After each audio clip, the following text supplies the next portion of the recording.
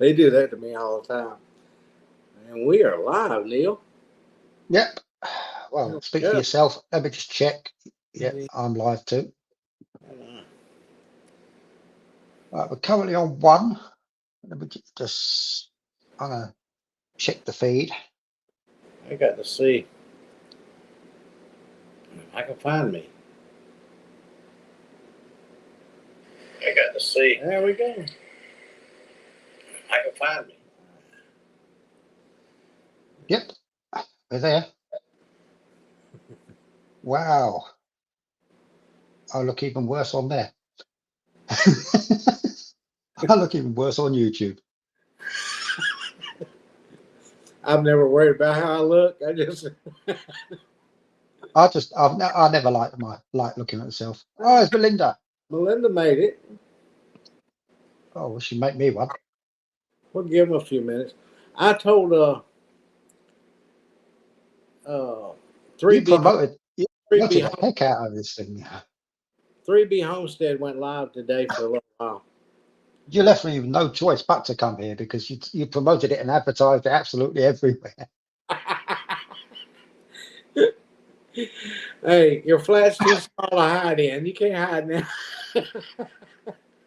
We can follow you around. And 3B Homestead was on earlier. They went live for a little while.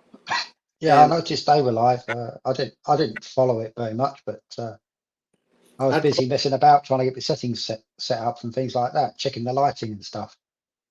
I told them I was going to tell a story. That's Ground Family Farms. Hey, Abby needs some smile therapy now. You got to give is her she th some. is she there? Is Abby watching as well? If so, tell her I'm sorry. This is what I really look like. Peggy's there. Here's Peggy. Oh, Right? is Peggy? Yeah, Peggy's there. Yeah, she's there. Thank you, Dr. Abby.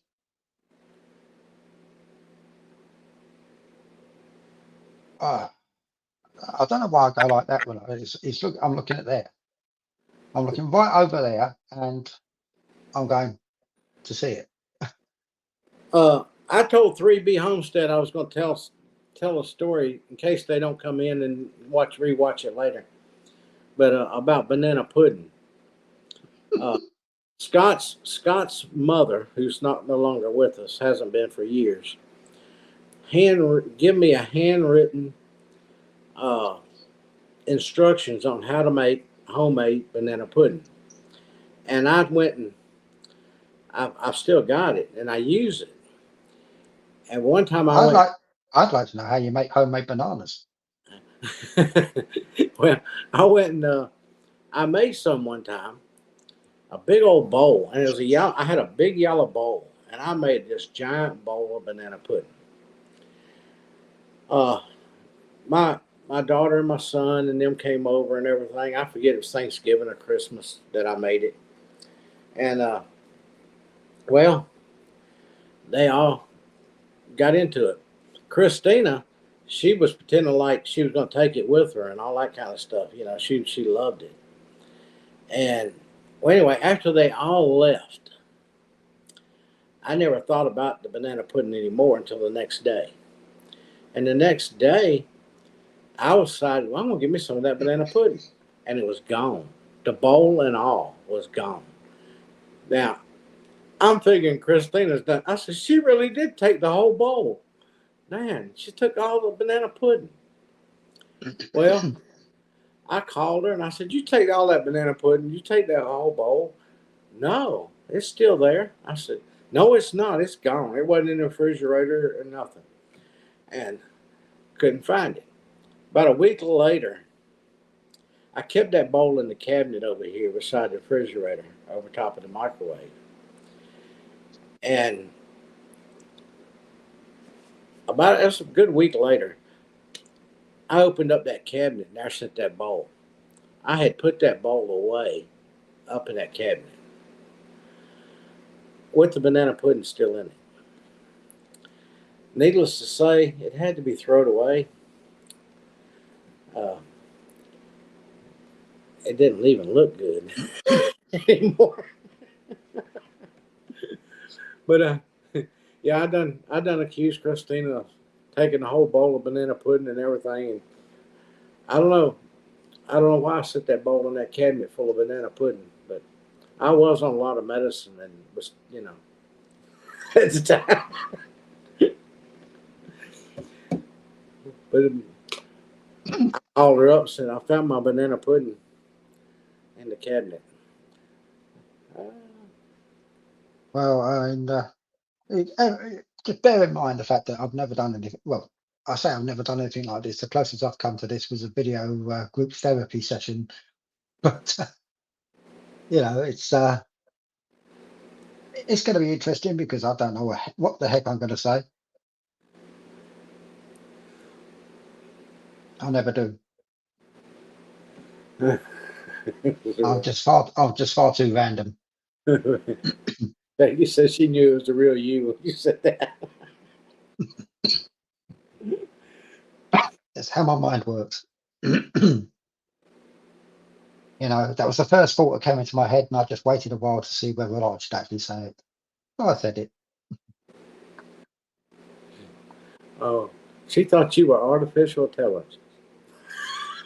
No. AI is artificial idiot. I'm a real idiot, not an artificial one. There's Eddie Family Farm. That would be Stephanie. That's Eddie Family Farm. How's it going to be Stephanie? That's Brandon, isn't it? That's Brandon. Yeah. That's Brandon. Yeah. He's coming in. He's coming to get revenge for some of the comments I make.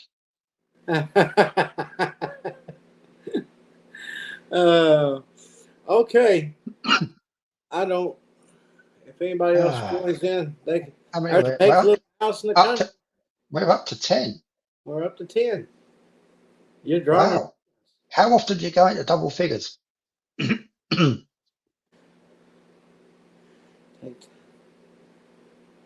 I've been studying the shortcuts so I can pause the video if I need to. And it's Meg's birthday, I think. Happy birthday, Meg. Okay. Everybody's here. Happy birthday, Meg. Are we ready to get started, Neil? Well, they're just doing some Eddie's family are doing some last minute school shopping. Yeah, going for that football. That's interesting. Can you buy a school? Do they sell schools over there?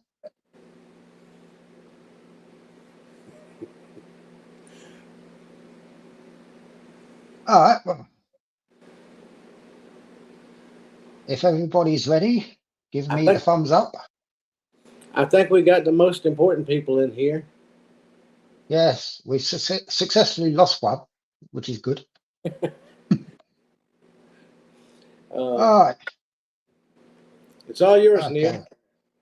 It's not all mine.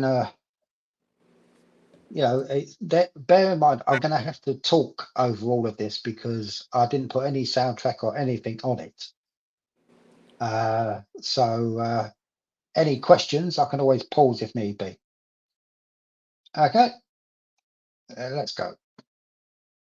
Let's get the video up. This is the little station near me. And I've actually got, this is how well England is connected by transport. I've actually got 3 train stations near me within 15 minutes walk.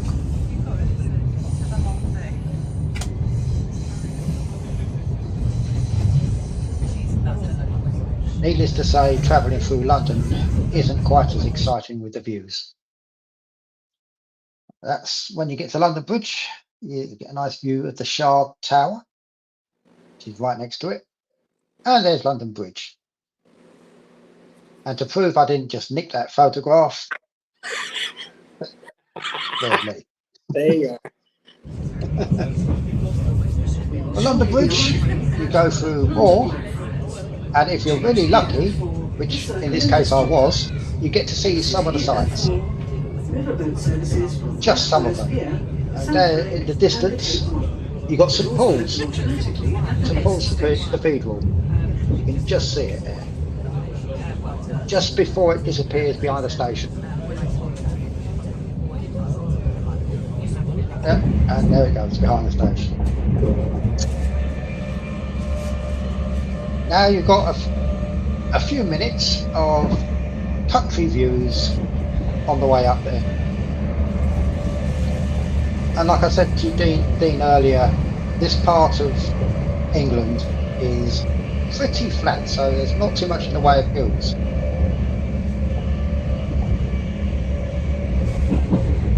Yes, Melinda, the clouds were a bit, as you can see by what I was wearing, the clouds were a bit threatening. But you'll see later on when I get up there that it turned out to be a really nice day.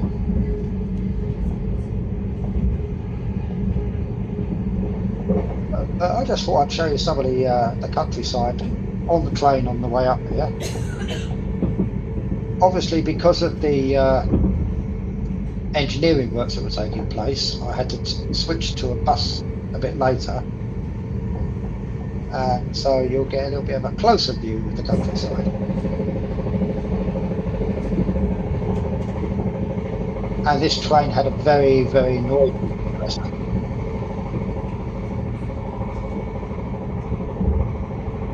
It made me jump every time I heard it.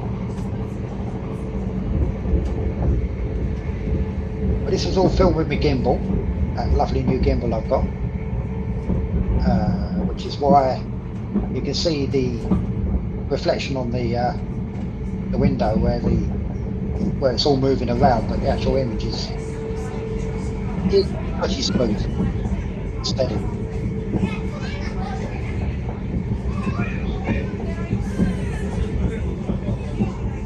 Oh, just see Cassie's walked in.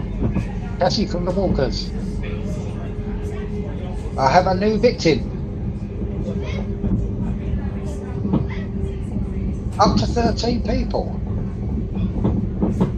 You see, you're doing something wrong, Dean. When you only get 5 or 6 people, you're doing something wrong.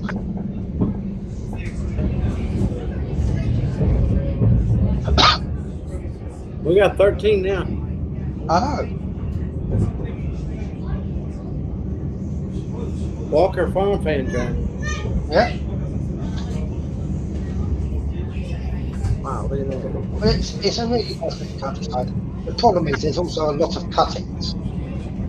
You know, where you end up in a sort of like a dip. So you can't see anything except for trees and that sort of thing going past the window, very, very close, you know. But I just about confused myself there. I looked at my phone and the video on my phone was a bit behind. On my phone I was still going through London. That would have been confusing.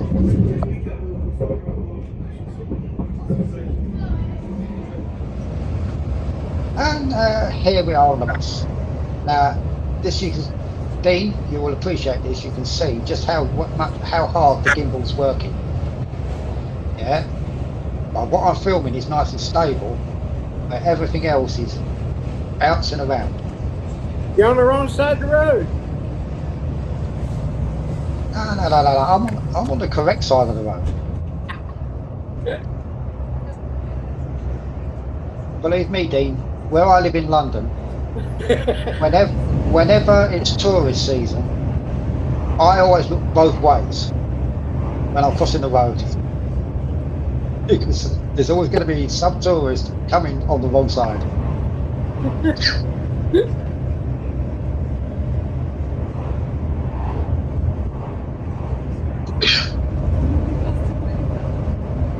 I got some poppies in that field there somewhere. I tried to catch them, but didn't quite manage it. I think there's some more a little bit further down, a little bit further on in the video. I had to go through this video again the other day just to try and work out what I was filming and what I wasn't. There we go, some more poppies. lots and lots of poppies.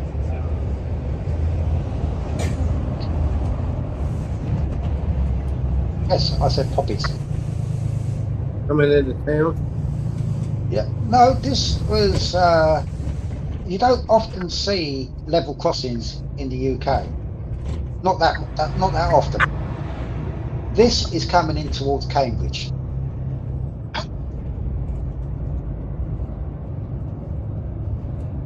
The overall journey getting there was about 3.5 hours. And I filmed a heck of a lot of it. So it jumps around a little bit here because I tried to cut it down and it still took half an hour. There's Cambridge Station. And I think you'll find, well, there's one of the trains. That's the little train that I was going on to take me all the way up to Ely.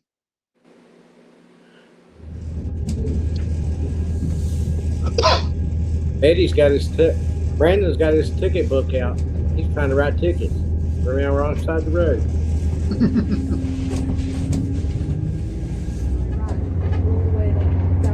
Believe me, if you go on the wrong side of the road over here, you won't last long. You may have a lot more roads over there, but and a lot more cars, but most of the time they're not as busy as the roads around here. Well, it's nice and quiet out that way. And there's Ely. I reached Ely Station. You made it. Yep, and there's the badge for the Ely Cathedral. And they've got a nice sense of humour up there. Someone put a hat on one of the post boxes.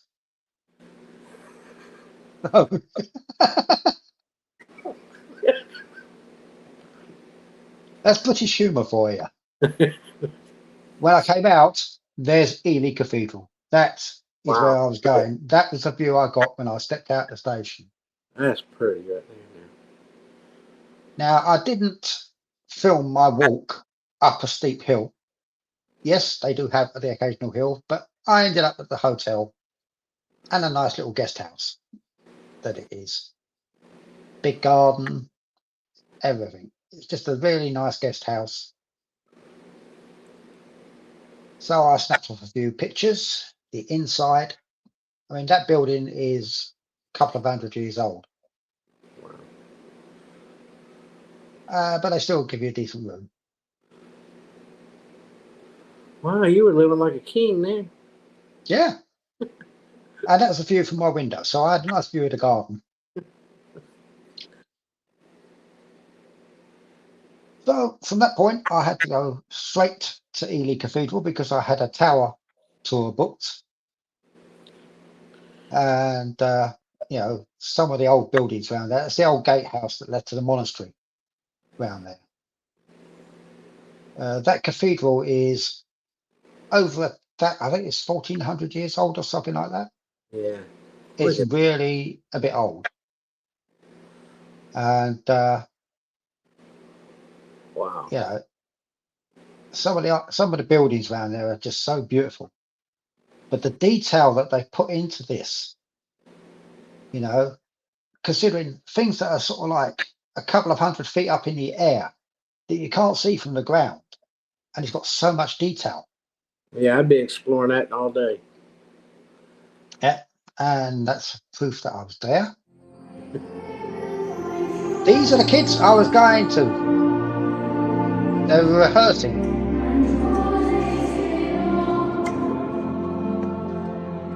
I've only got little clips of it.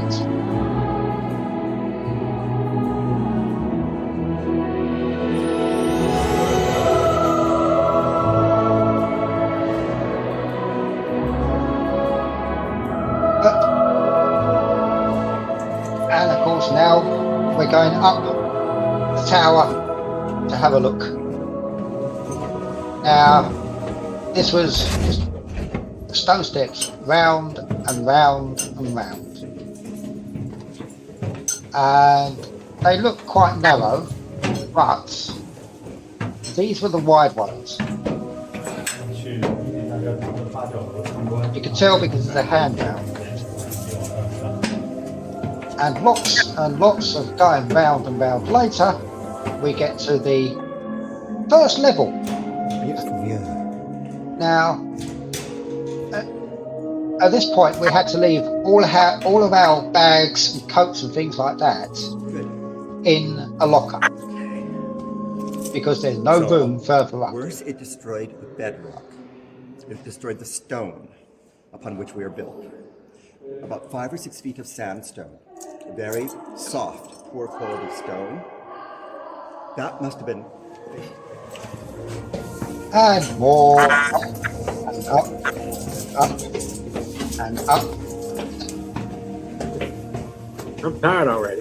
Yes, you got dizzy, and then you just saw more round and round, trying to get to the roof. Grab the railing. Now, this is the roof of the North Transept. Whoa. So go further out. The left is the Ladies' Chapel, which has got, if you stood in the Ladies' Chapel and clapped your hands, if you clapped your hand, you'd have a 7-second echo. Now, we were going up there. And I get vertigo looking up. Not down, I can look down fine. But looking up, I get vertigo. Which is why I had the old oh boy bit in there. But you just look at the detail on the actual stonework. And bear in mind, from the ground, you ain't going to see this.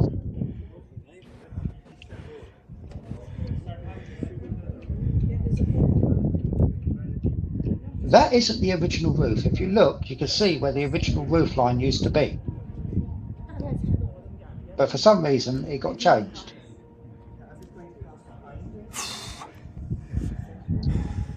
Wow. If you look at the detail on the stonework, and bear in mind this is a couple of 100 feet off the ground, and they've got that much detail still in the stonework, and some great views. Are you at the top? No, not yet. Not yet. This is the North Transept roof, and these are the views you get from the North Transept. That shaking is me. Nothing to do with the gimbal.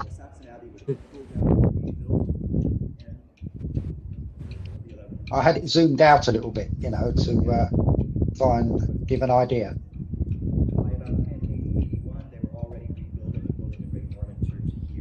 It's a beautiful place up there. It's really nice. You just have to get to the door. This door. So now there is no handrail, but there is a rope around the central column that you can hold on to as you climb. Again, it's easier than it sounds, and we're only going so far as where you see the windows. That is where we will come out at the level of the actual lantern. They call that the Hobbit door. Please follow me. Never had a door where I had the duck before. Now look at these stairs, they're tiny. Okay, concentrate on climbing. Wow. Yeah, not on your camera, please. I wasn't concentrating on my camera. I was concentrating on trying to make sure I didn't fall back down the stairs.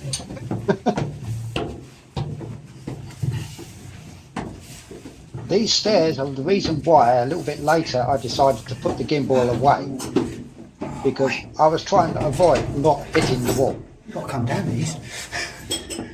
It's a challenge. I can think of at least 4 people. I mean, the stairs are that tight.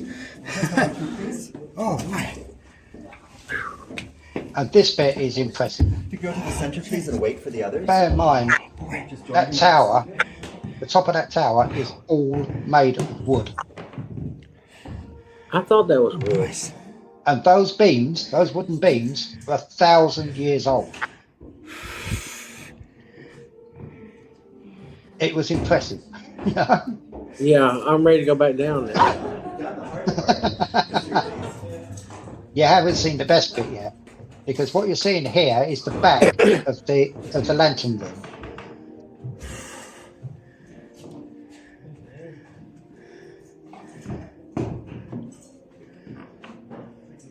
Did you get dizzy? I didn't get dizzy. Like I say, I can look down fine. It was looking up that's a tricky part for me. I get vertigo looking up. So I can stand on the top of a really tall building, look down, I'll be fine. But if I looked up, I'd get vertigo. Peggy, it actually smelled really, really nice. You could smell the age of the wood.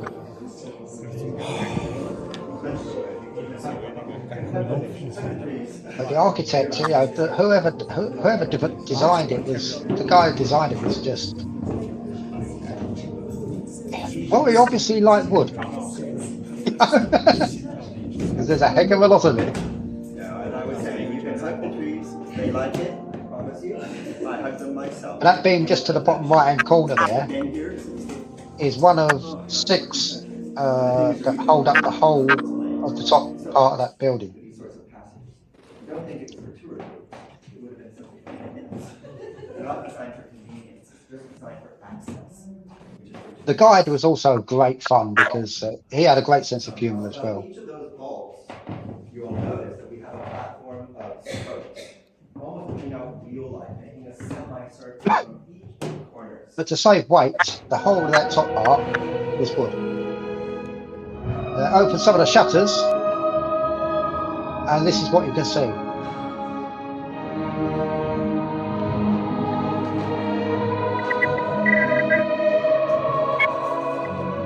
The artwork is fantastic. You look down, all the way down there.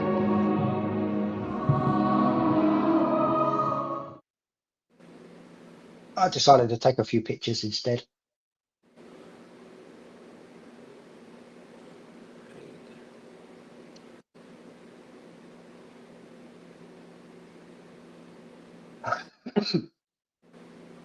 And I thought, let's see the colours of the windows as well. I mean, they put all this detail so far up in the air that no one's going to see it.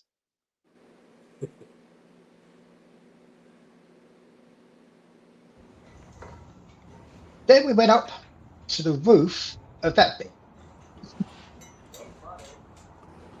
And around about this point, I decided to put the gimbal away because I knew that I'd end up breaking it on the way down.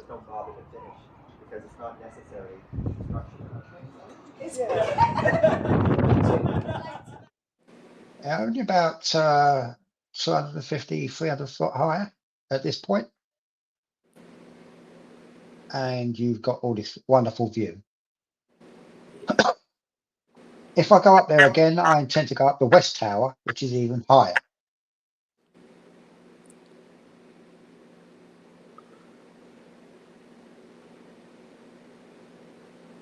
But this is just a bunch of photographs I took while I was up there.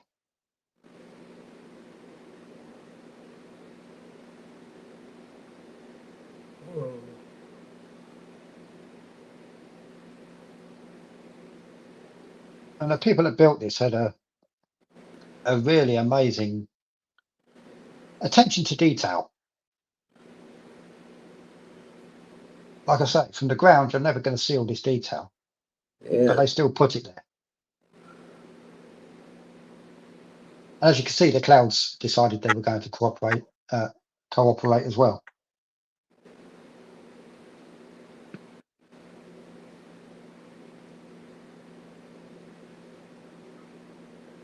You can see for miles.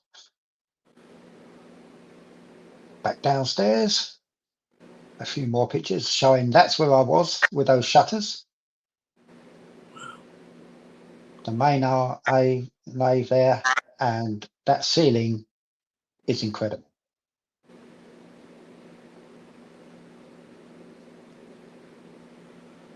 A few more shots from the outside. I don't know how far into this video I am now. There's the boys hanging out a nearby hall. My view, you can't get much better than that. The venue holds 1,000 people and I'm in the second row.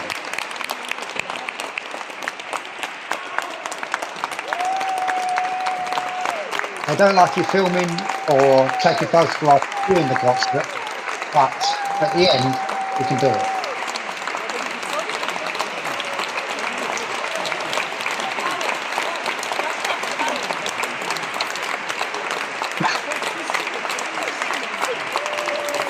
The ceiling was painted, Peggy. The ceiling was painted several times by different time periods.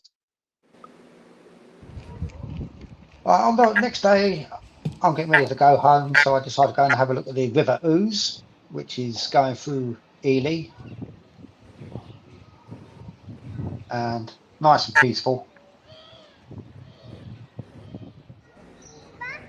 And of course, you can't have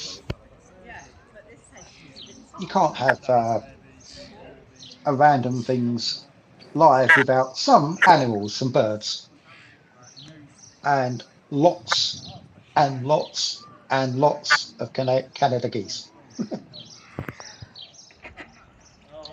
And I mean lots. They all watched the bird.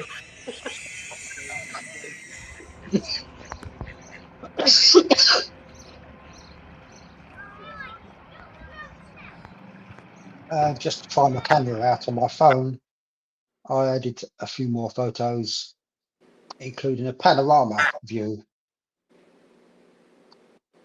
of the river. And just look at the buildings, and you could tell the age of the buildings. There's also a harbour over the other side, or a dock. I managed to climb up onto the bridge a little bit, but it's all locked up. A nice panoramic shot.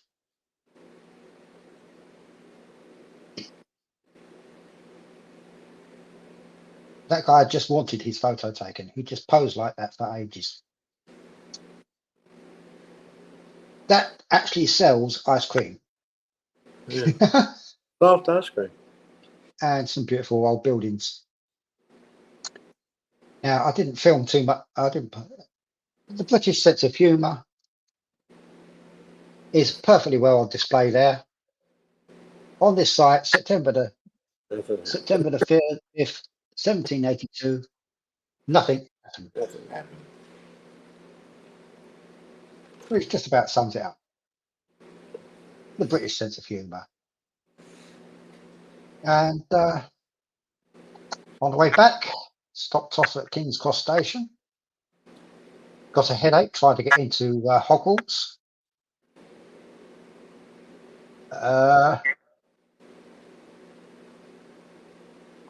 That's St Pancras, beautiful old station. Yeah.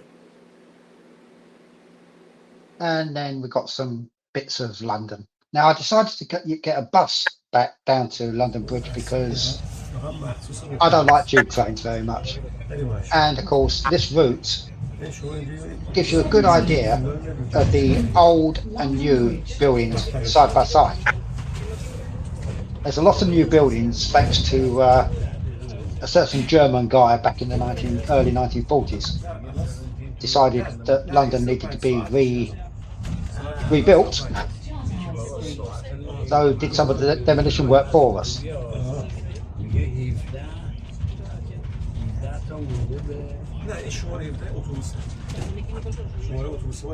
And once again, Dean, you can appreciate, if you look at all the bouncing around that the bus is doing, that gimbal does a really good job.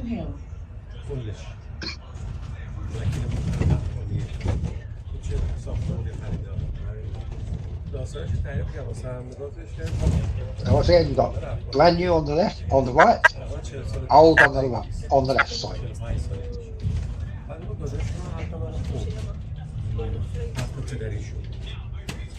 A mixture of old and new. And this road's a perfect example of it.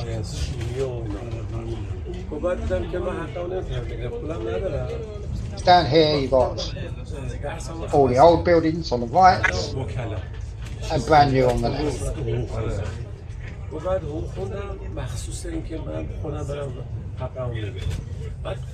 تخصصی خونده بعد خودش رفته پیروز شده And one thing I will always say is, I loved old buildings because in the old buildings, they took a real pride in the way they built them. Oh yeah. They took a huge amount of pride in their work, and they put so much detail into it. So when you see an old building and a new building, you get to notice it. But we are just coming up to St Paul's Cathedral.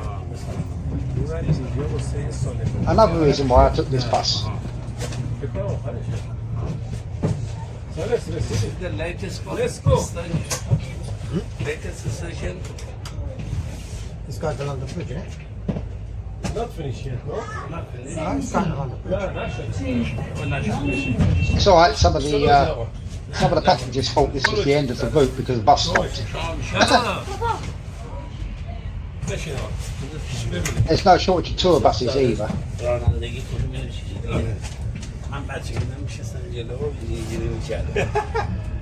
There's St Paul's Cathedral for you.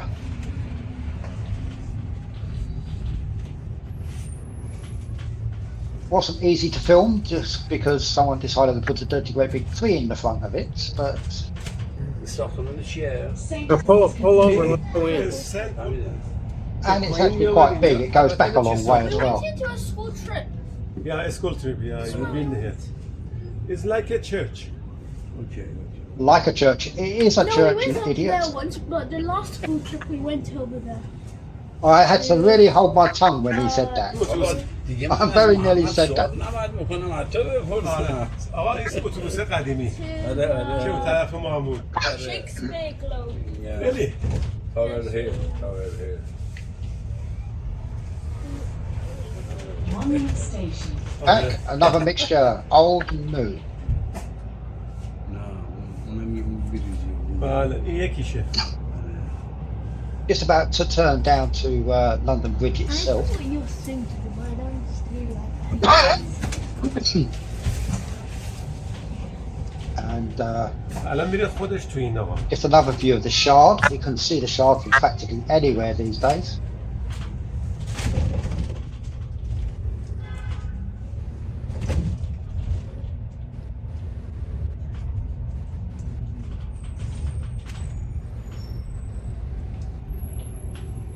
More old buildings, new buildings. It's just such a mixture in London. There's a Shard, and then over to the left, you'll have HMS Belfast, Tower Bridge, and the Tower of London, just down to the left-hand side, left corner. London Bridge. James. There we go, back to London Bridge Station. And I'm not sure if that's where I finished it, but yeah, I think that's where I finished. I didn't see much point in filming the trip back from London Bridge Station, but there you go. That is the video. Well, that was cool. That was worth waiting for. Took us 2 months, but it was worth waiting for. Well, I also chopped out a lot of footage because it was basically, you know, fields, a few more fields, a couple more fields. There wasn't, you know, there was no real major features to look at. I had to go through about 4 or 5 hours of footage that I've filmed, and it's sort of like, all I've got is fields. I've got to get rid of some of these fields. Wow. So, and I would have probably gone and if I'd had a whole weekend rather than just 2 days, if you know what I mean.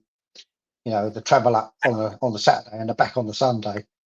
If I'd had a bit more time, I could probably just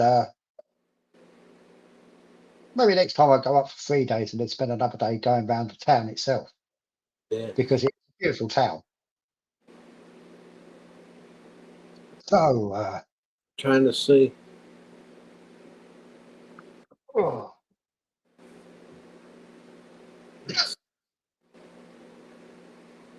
I can't believe that was a half hour. Yeah.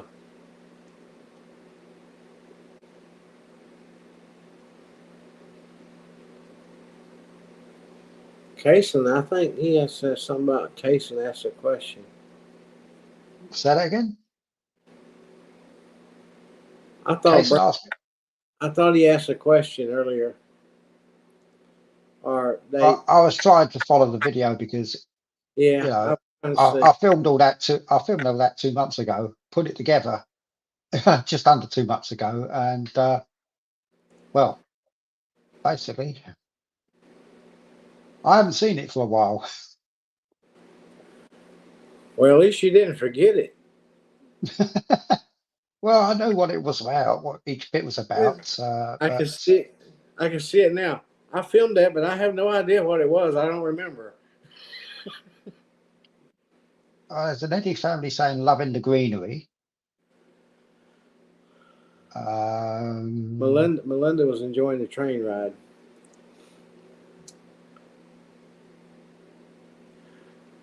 And Brandon was writing tickets to everybody that was on the wrong side of the road. Oh, Kason just asked, was that a castle? No, that wasn't a castle. That is a cathedral.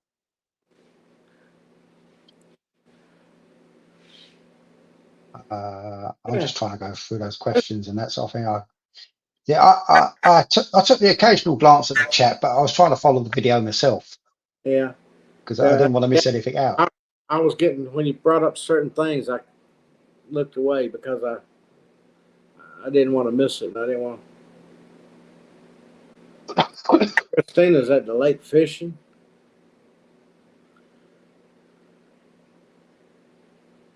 I was just trying to find that. Oh, Melinda wants to get together. We're going to come stay at your flat. Really? Hey, look, I've seen around in there. There's no. I'm fairly sure I can put a bed on the roof. Not enough room for us all in there. It's tiny. I told you it was tiny. The whole flat is only 217 square feet. I could live there. I could live in it, but I couldn't have no guests. Hey, Tina. Tina's just arrived. Oh, Tina, wow. You're gonna have to go back and watch it, Tina. When we... Oh no, let's just play it again. No. No, well, let's not do that. Put up some of the pictures. You got still photos? Yeah, I'm not sure if I'm not sure if I could do that. Simply because that needs to be a slideshow, and I need to share a screen for that. This was it, you can easily share slides through a slideshow, or you can share the video, which I did. But for some reason, you can't just show still pictures. Let me just have a quick check of something, see if I can.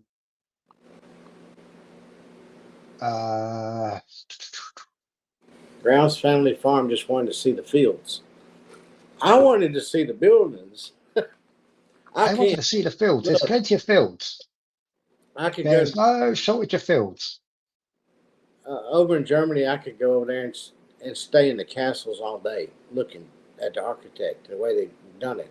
Same way with the cathedrals there. I could spend all day in one place and never leave. And people would be wanting to, like, are we ready to go yet? And I'd be like, no, not yet, not yet.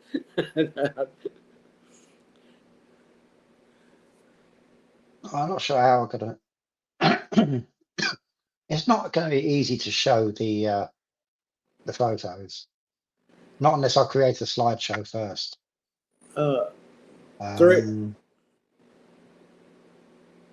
Is Colton and them still here? 3B Homestead still here? If you're not 3B Homestead is almost to 500. They just need 2 or 3 people, I think.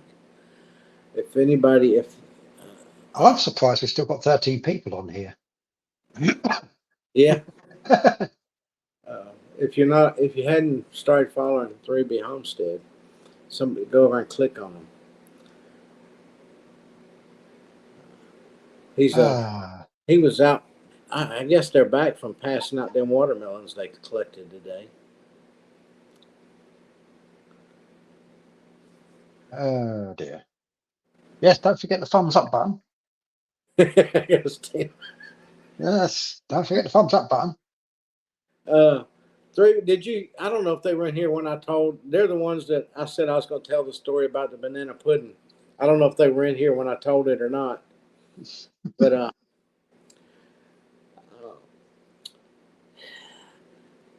Scott's mother, when she was alive, she wrote out she handwritten a recipe for her banana pudding, and I've always used it.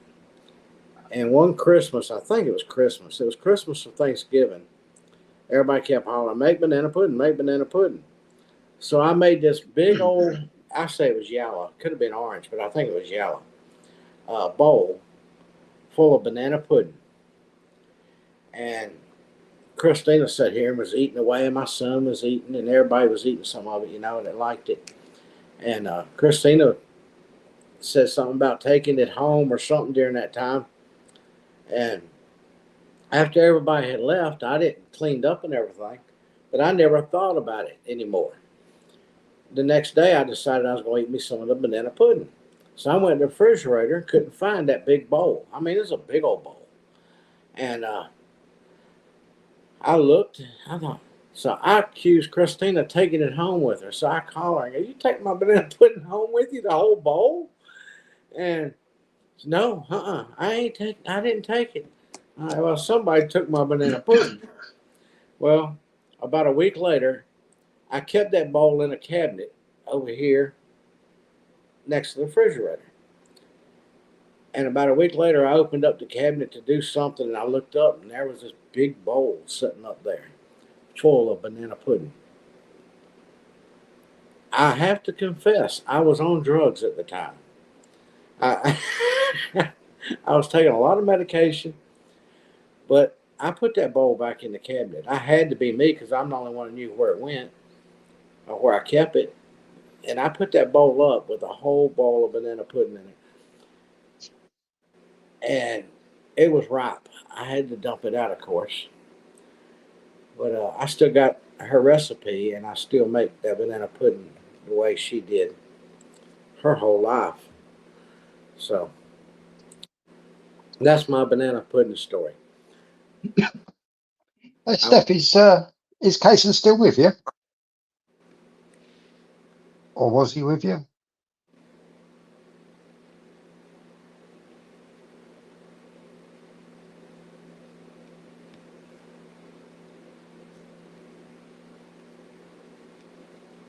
No, I no longer have the bowl. That bowl, no, I don't.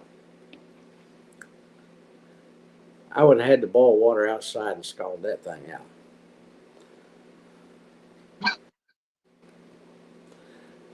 But I hadn't made banana pudding since. Well, at least people now know the face and voice behind the silly comments.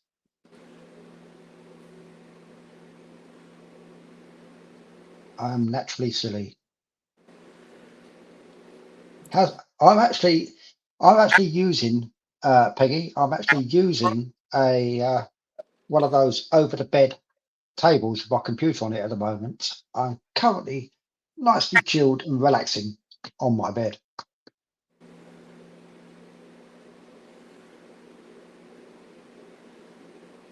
You too, Freebie. Nice to see you too. Oh, did you get all your watermelons delivered? They were giving away watermelons today.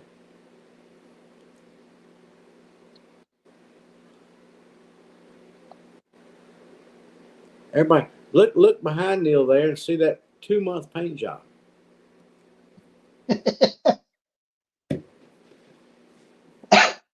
Yes, this. Shall I show him, give him a quick look around? Okay.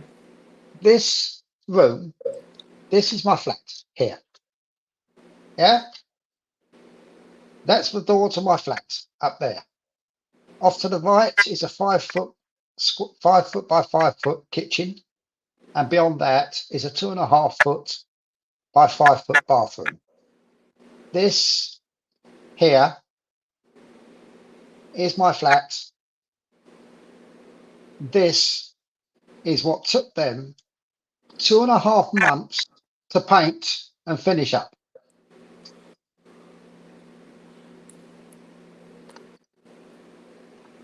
I'll tell you what, Steph and Brandon, if these workmen were the same ones that built your house, you'd still be another 10 years away from moving in.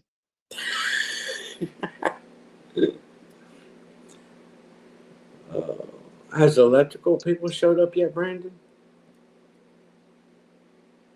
I thought they'd already been there. Well, there's the last video there. It's got the old AC system going in.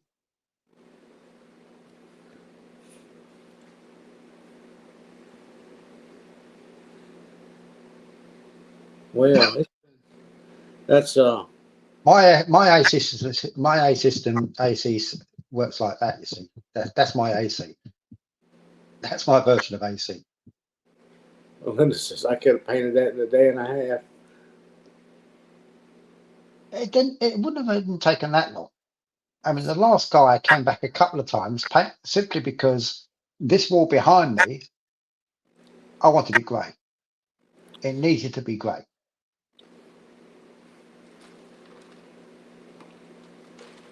And I tell you, it's incredible how dark this end of the room gets when you turn the lights off.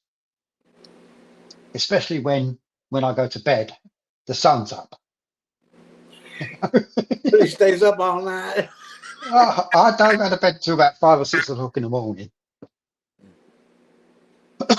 Which is a good job, really, because otherwise I'd miss all of these wonderful lives. Thank you, Brandon and Stephanie, for introducing me to so many weird and wonderful people. You need some glow in the dark stars. The ones they swing back and forth. No, I was actually thinking of getting one of those what do they call it, aurora lamps to shine on the ceiling, you know, where it changes like streaming fancy lights effects and that sort of thing. Yeah, you know, I quite like them. I was thinking of getting one of those because I've got a nice big white ceiling. My son got one for the kids for in their bedroom. They can makes lights change and stuff, different colors. Well, so Kevin, I actually managed to get a full 4.5 hours sleep last night. So, did you see what Peggy said? Wait just a minute. Which one of us are weird and which ones are wonderful? you can work that one out for yourself. I know I'm one of the weird ones.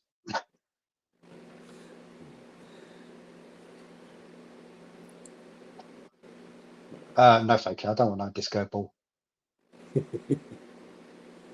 I am mildly epileptic. Disco ball. Disco balls drive me nuts.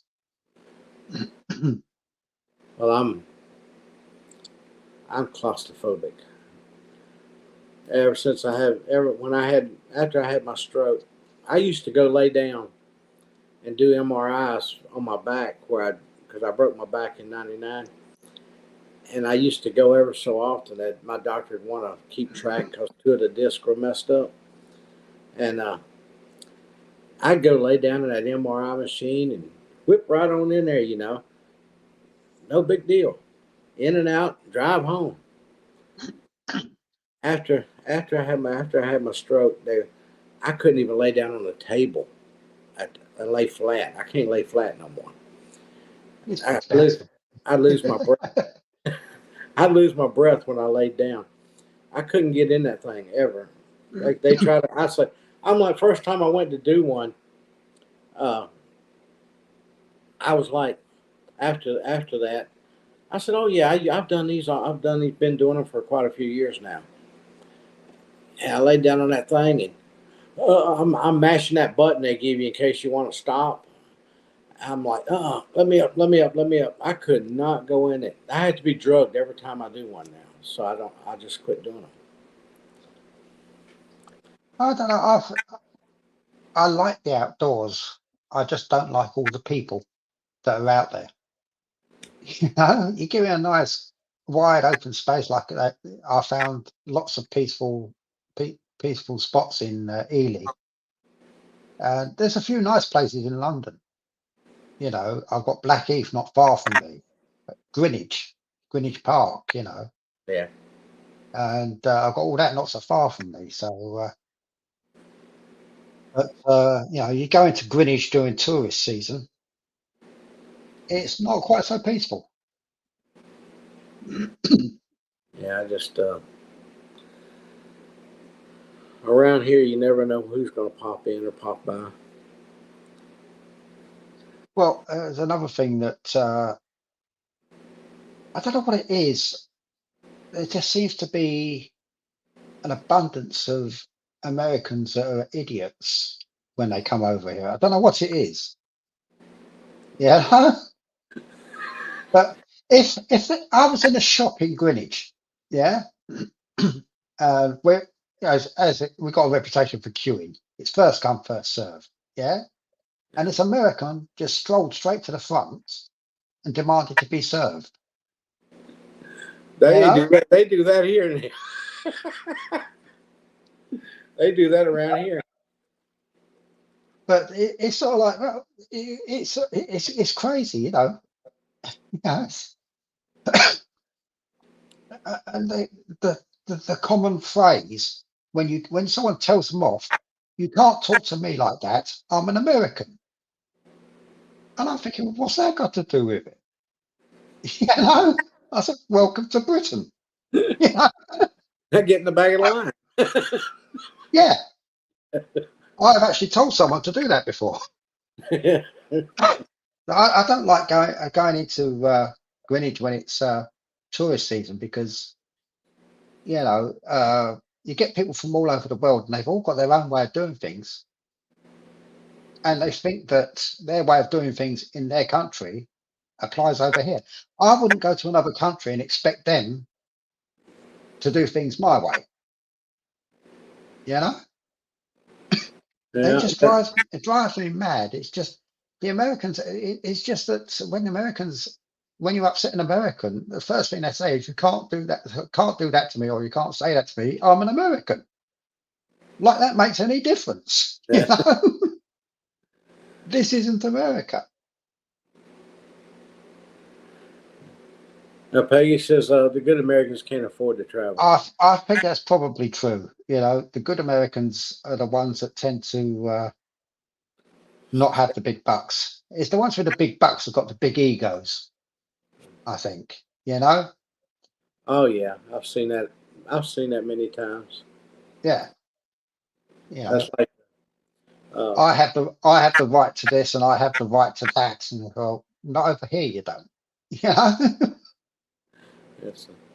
I don't know what it is. I don't. It's like some of them actually seem to think that their laws apply over here, and it's you know they're very shocked when they suddenly get themselves arrested. So that a lot of people that think money go to their head, they think they're somebody or something. I know. I mean, you get that in all countries and all different Yeah. parts of the world, but it just seems that you know the Americans that come over here for some, not all of them. It's you know most of them are pretty decent. They can, for some reason, they love chatting to you. Hi, Carl. Yeah. But you know, as you can see from that video, there's plenty of Britain to look at, plenty of Britain to see. Yeah, I just Yeah. You don't all have to pile into the middle of Trafalgar Square. My only problem is I'd miss my flight leaving because I'd be busy out somewhere sightseeing. Well, yeah, I mean, I stayed in Ely a little bit longer than I planned to, simply because I wanted to just get a bit more video of the actual, a bit more of Ely. You know, I didn't have too much time to mess about, but I thought, you know, you can't go to Ely without seeing some of Ely. You know. Was you able to sleep in your room that you? Yeah, I mean, that bed there was crazier than the one I've got here because what they had there was a divan, uh, you know, a box bed, and on top of that was a box spring mattress, a 10-inch deep box spring mattress, and on top of that was another 10-inch normal mattress. Yeah. So you need a. So I sat on the side. My feet were off the ground. You know, I couldn't put my feet on the ground. You had to take a flying jump to get up on it. You know? So, Could somebody bring me a ladder so I can go to bed? yeah. You know, it was surprisingly high. You know, it's sort of like it's about 3.5 foot off the ground before you actually get to lie down. I was scared crazy. I was scared senseless because the bed I got here before when I went was a double bed, and I thought if I fall out of bed here, I'm going to end up down the hospital. You know, because it's a long way down. There's Eric finally. Have you been here the whole time, Eric, or did you leave us for a while or something? Well, he was here at the beginning, I know. He was there before we started. and now he's saying hello.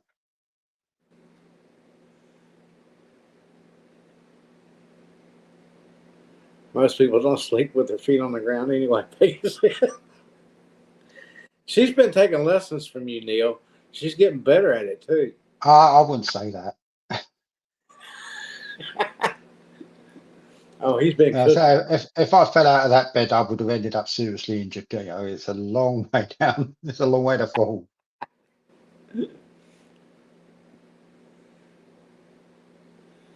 Oh, Well, we've got Eric's been cooking.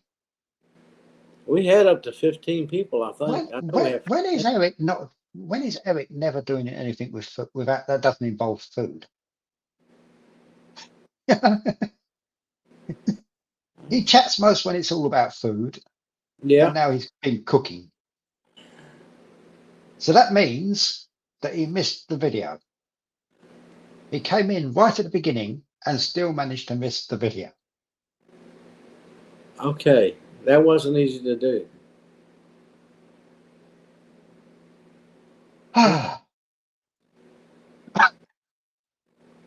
Are the Eddies still here or are they gone? He's been making spaghetti sauce all day. Yeah. Did it take a day to make spaghetti sauce? Are some of my workmen helping?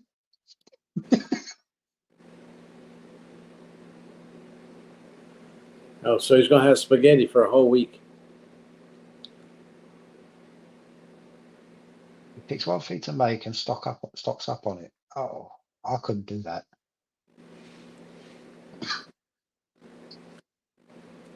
I'd be sick of it by day 3. Yeah, Meg's having her 35th birthday. She finally caught up with me. 35th? Yeah, she's caught Again? up. She caught up with me. She's finally Again? catching up. How many times is that now? Somebody said I said that up at the fruit stand the other day, a couple of weeks ago.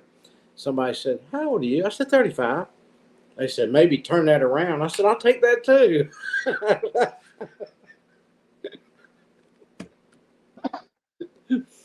Well, I'm 57, so I don't think I'll take that the other way around either. I don't think I'll take that the other way around. Yeah, I'm 57 and I don't feel a day over 90. Yeah.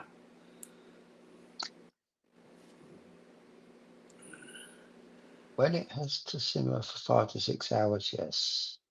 Well, You just let it simmer. You just go in and stir. He must be making one of these great big pots, like like a witch's brew, where you got to go in there and stir it, like.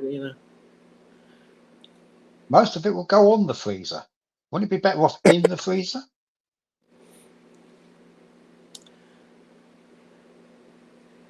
Tomatoes ain't hard to peel, so it shouldn't put that on. I can cook. I just don't cook. I don't anymore. I took. Well, they prefer I don't. Well, I know. Let's say I know how to cook. It's just that Yeah. because of my autism and executive function issues and things like that, I'm a detailed person. So I spend too much time I would actually trying to work out what I'm actually doing and how long for and all that sort of thing. And by the time I've finished, I'm too tired to eat it, which defeats the object. I have to wait and eat tomorrow. But I've about burnt the house down a few times. So My mum managed to burn a boiled egg. I mean that's hard. That takes some doing. She managed to burn a boiled egg. Been holding 39 for years. 63. Actually, when I got to 50, I decided I was going to start counting backwards. I always wanted to die young. So.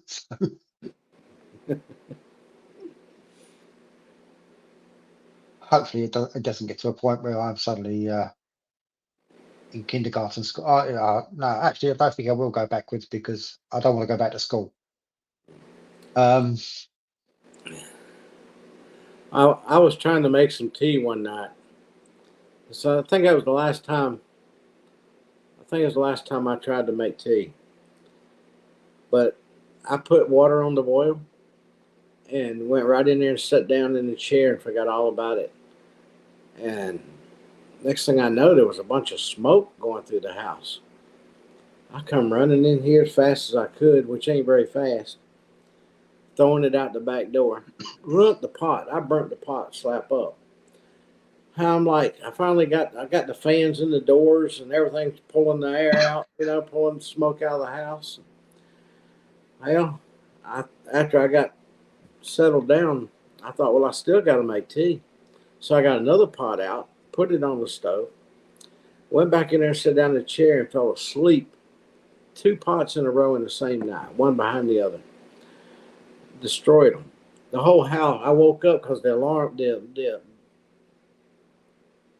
emergency things went off, telling me that there was a fire, but it wasn't. It was just smoke.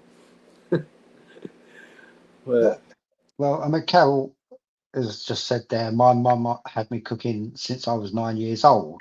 Well, so did mine.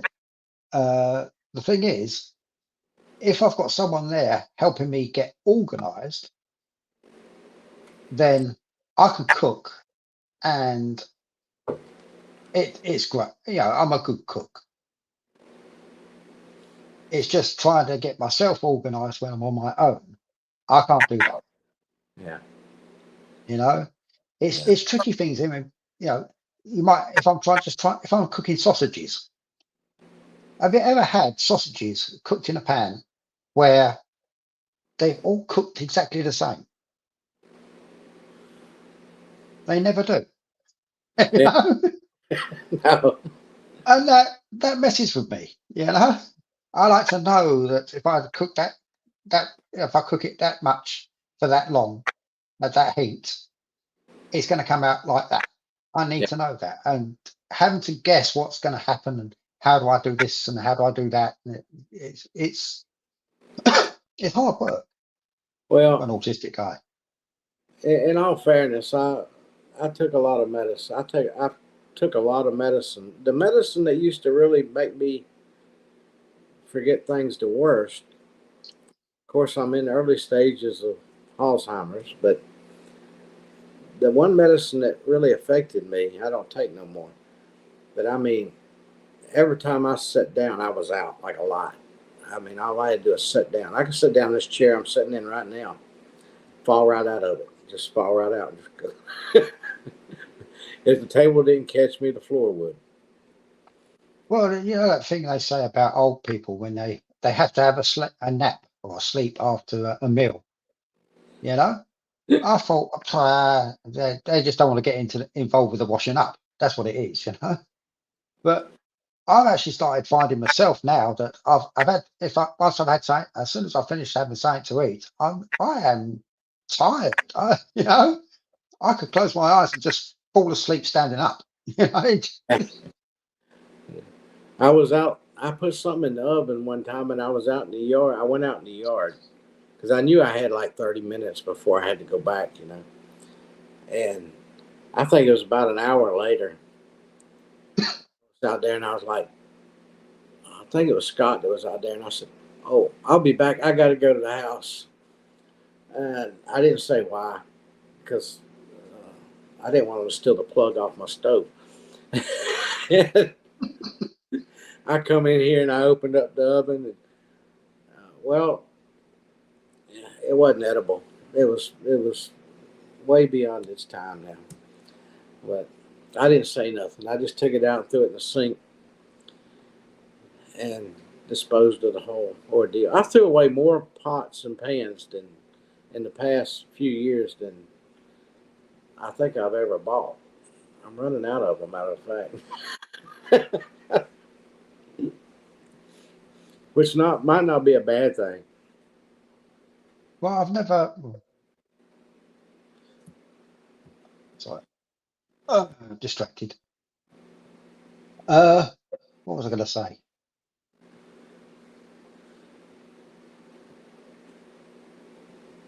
You Never want mind. I can't remember what I'm thinking of half the time. You want me to remember what you're going to say? Well, like I say, I never know what I'm going to say. You know, I'll get something in my head, and then if I suddenly get distracted, I'll completely forget what I was doing. You know, I get knocked off. Get knocked off of the thread. That's why I'm trying to just focus entirely on this video stream and that, and you know, something caught my attention out the corner of my eye, and that was it. You know. My focus was then on something completely different, and didn't go back to where I started. You know. Neil, are you going to show us the video tonight? Well, I don't think so. It's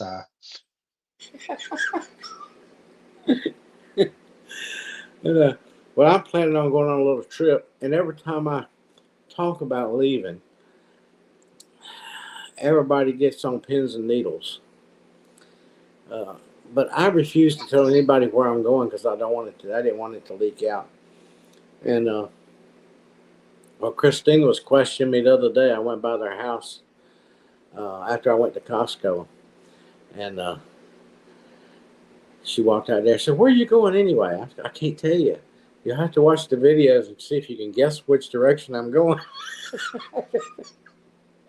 well, that was part of the problem I had was, you know, it was all about my trip, and you know, once I got there, it was just the cathedral and the hotel. That was basically all I had for that trip. And when I looked at the footage I had about 3 hours of fields, just fields, you know. And as you can see, it's all fairly flat there. There's not a lot of particularly interesting features in those fields. Well, you know, so I had to try and get rid of a lot of fields. well, that's the way it works. I mean, you might watch me. You see me mowing the grass or something I'm doing. You see this much of this. I mean, I have to cut it down, or y'all, you know, people go, "Oh no, it's him again with one of them long videos." But that's what Brandon and Steph keep telling everybody. You know, they film practically everything that they do in a day. You know, and when people complain, "Oh, you didn't do this or you didn't do that," well, just because you didn't see them do it doesn't mean they didn't do it. Yeah. You know, I had to edit out the bit where I jumped off the roof of the church on a parachute. You know, I had to edit that bit out. You know, Well, see, I haven't filmed Bonnie and Clyde in a couple of days. I don't think. That don't mean I haven't went out there. You know, that don't mean I haven't been out there. yeah. They get their treats and check their water and check their food. I'll tell you what, that food thing, I like it the way it's made. I really thought the food would get sweaty or damp in there over time, but it's not. Peggy wants to know, are they growing any crops in their fields over there? Well, they did have poppies in the fields. I mean, they tend to grow poppies quite a lot over here because on Remembrance Sunday over here, they literally wear poppies. You know, some people wear real poppies, prefer real poppies to the artificial ones. And so poppies. We're glad it's nothing to do with opium. You know, they're not crops for that sort of thing. You know. She wants to know what the poppies are.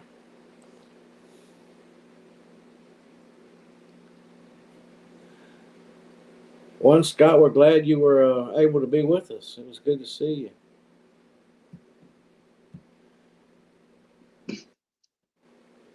The poppies are grown for Remembrance Sunday. You know, November the 11th every year. Everyone wears poppies as a symbol of remembrance. I think it's something to do with a poem that some soldier did in the First World War, where he talked about a field full of poppies. And it became a theme.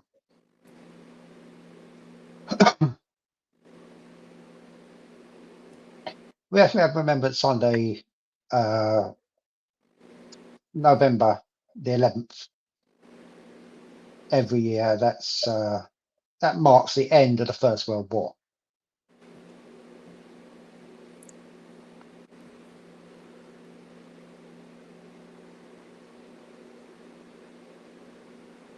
And practically everyone wears poppies, because if you don't, you get lots of dirty looks off of the older people.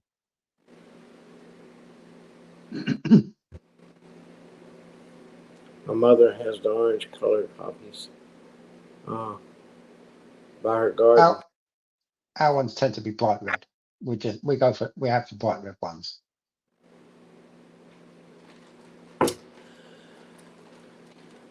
Neil knows what I poured in here before we started. Yeah. This guy says he doesn't drink. That's half full of vodka. Yep. I poured a whole. You know why I had to pour that? You know why I had to pour my Lipton peach tea in here? Because I didn't have no cold ones.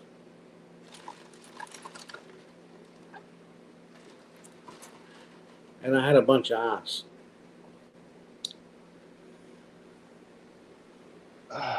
It looks like the Eddies have left. And yet we're still seeing for some reason, somehow, still have 16 people in here. Wow. Oh, we went up to 16? We're up to 16. Don't know how. Yeah. Well, Neil, you're a popular fella. You just didn't know it. I don't know why. You're always, well, you the people I know around here, you know, they get sick of my comments some of the time. No, you're in their lives and they're, In fact, one of them actually told me one day that he knows when something's wrong if I don't say something silly. Yeah.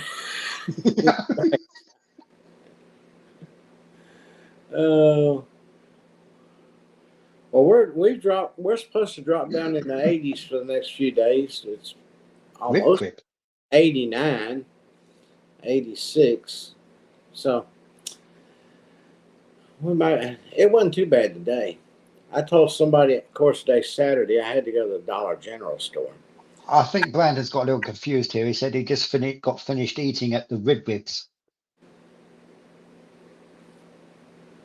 Sounds like somewhere that sells frog legs or something, doesn't it? Rib. Somebody said we're both silly. Where'd they come up with that from? Well, I mean, silly people. Eddie Family Farm. That's Brandon. Yeah, that's Brandon. Okay.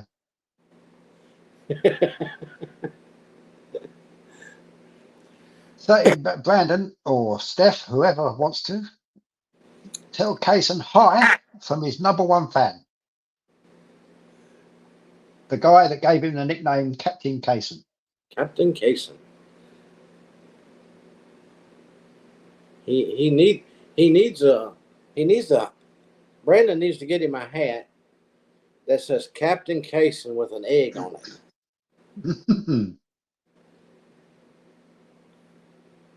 Yeah, there's only one problem with that. If it's got a picture of an egg on it, the chances are he might have a chicken sit on his head just try to hatch it.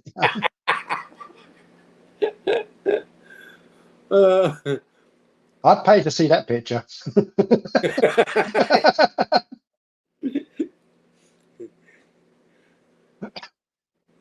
Oh, they're working on that. Great. And Kaysen likes the idea. Brilliant. Chicken with a superhero suit. We definitely need some Captain Kaysen merch. Definitely need some Captain Kaysen merch. You know, That'd be cool. I would mortgage my landlord's flat to be able to buy some Captain Kaysen's merch. Yeah, well, let's see. I got a doctor's appointment Tuesday, so I'm gonna check and see how far along they've come with our tractor supply. They're building us one over here. Last time I went down and videoed it, I couldn't turn in the driveway because they had the driveway dug out. The next day, the whole thing was ready to pave. Eddie family, are you talking about you're selling your merch in every Tractor Supply, or you're actually going to be visiting every Tractor Supply by the end of the year? That's one heck of a tour. Yeah. The only one we've got right now is in Fort Oglethorpe. And I usually don't drive that far. But they're opening one up 6 miles down the road. And it's across from Walmart. It's across from the Chinese restaurant.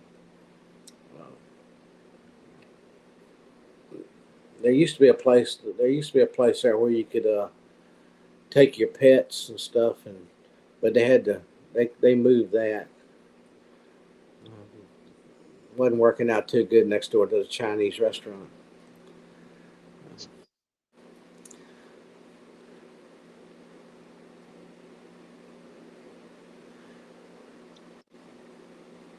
Peggy likes to sniff alfalfa nuggets. Well, we've all got to have a hobby. It's something to do on the weekends. Yeah.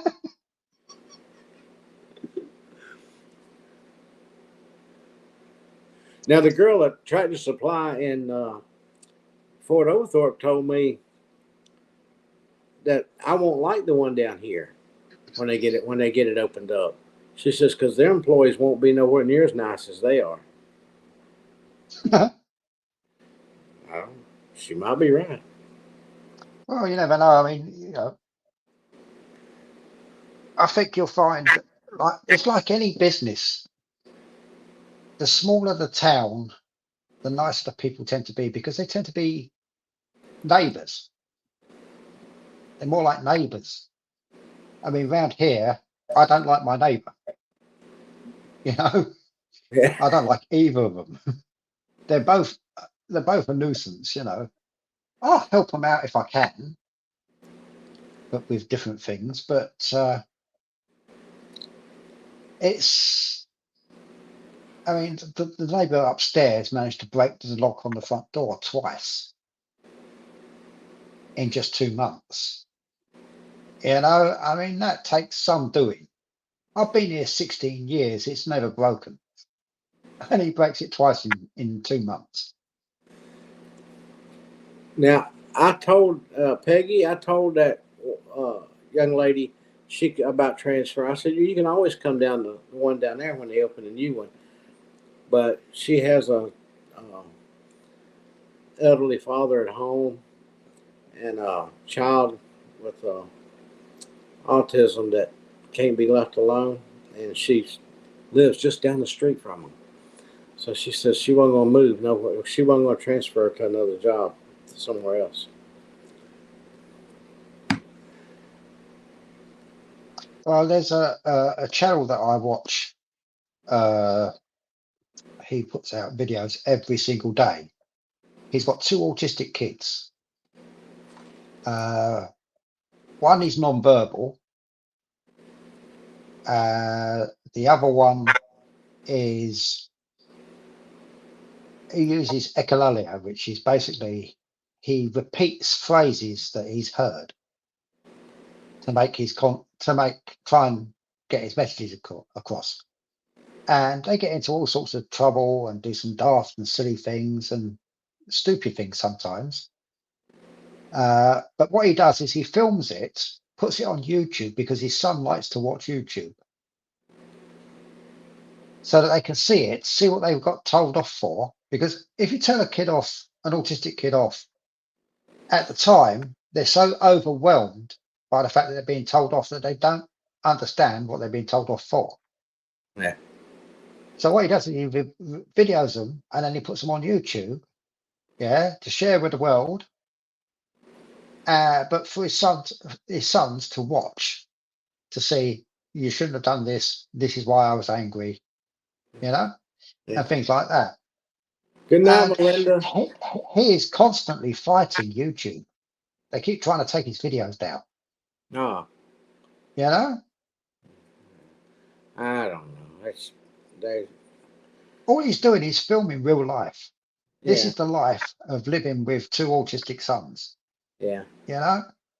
And I think it's the rules and that sort of thing. There's, their child protection. What are they protecting them from? I don't know. They got some weird rules, but we're stuck with there's certain things I agree with. You can't have kids watching this and you can't have kids watching that. But having kids watching themselves, where's the harm? Yeah. And what is wrong with letting people know this is what it's like to live with 2 autistic kids? Oh, Melinda's gone. Okay, good night, Melinda. Yeah. God bless Melinda. Thanks for being with us. She rearranged her day to be with us. I feel special, don't you? I'm surprised because, like I say, no offense, but your chats aren't normally into double figures. No, usually this was really, I was expecting and people to show up and actually let us know they're there that don't normally. I expected it, so I got what I expected. Well, you promoted it like crazy. It got to a point where I had absolutely no choice but to come here, because otherwise everyone's thinking, okay, false advertising. To be quite honest, I was genuinely worried about being on here because the way my mind works, I don't even know what I'm going to say. Right up to the moment I say it. Sometimes I say something and it takes me by surprise. So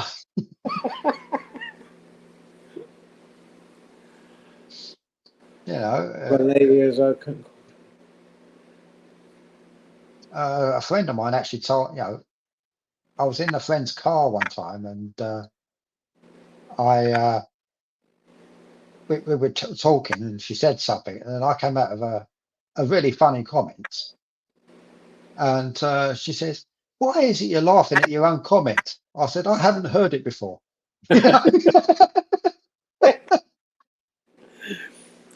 Yeah, Peggy, that's usually the way it is.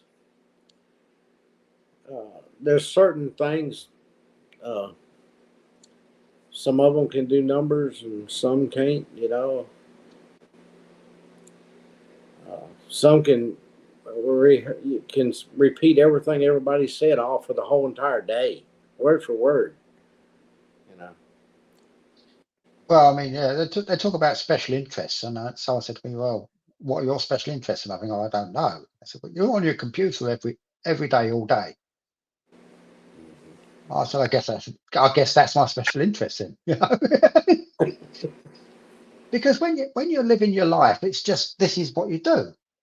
Yeah. You don't think of it as anything sort of like out of the ordinary.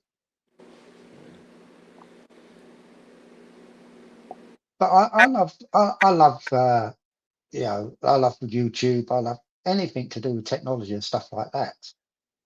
I mean, I used to I have so many programs on my computer that it's ridiculous. You know, I've got an exceptionally powerful computer, and I need it because of the amount of stuff I've got on here. But I got really annoyed with Coral, not Adobe.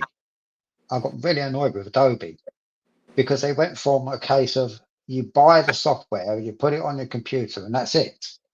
And they went from that, stop supporting that, over to Creative Cloud, where you actually rent the software on a monthly basis. So you never really own it. And I don't like that. You know, I like to buy a program. And so I've gone away from them, and I spent ages trying to find alternatives. And that program I used for editing there, as you can see, it's got a lot of really nice features.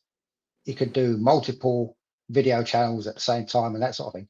I used a program called DaVinci Resolve, which is absolutely free. Doesn't cost a penny. And I used that to edit that video together. I was And, trying. Let me see if I still got the.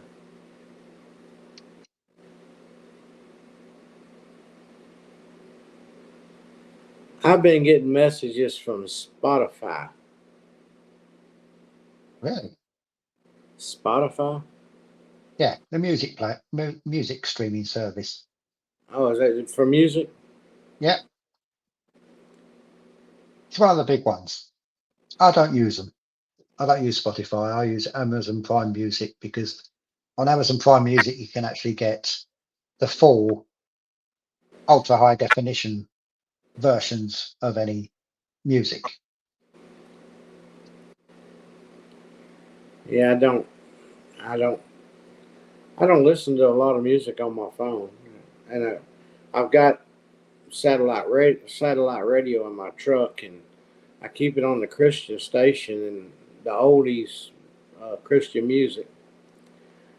I know.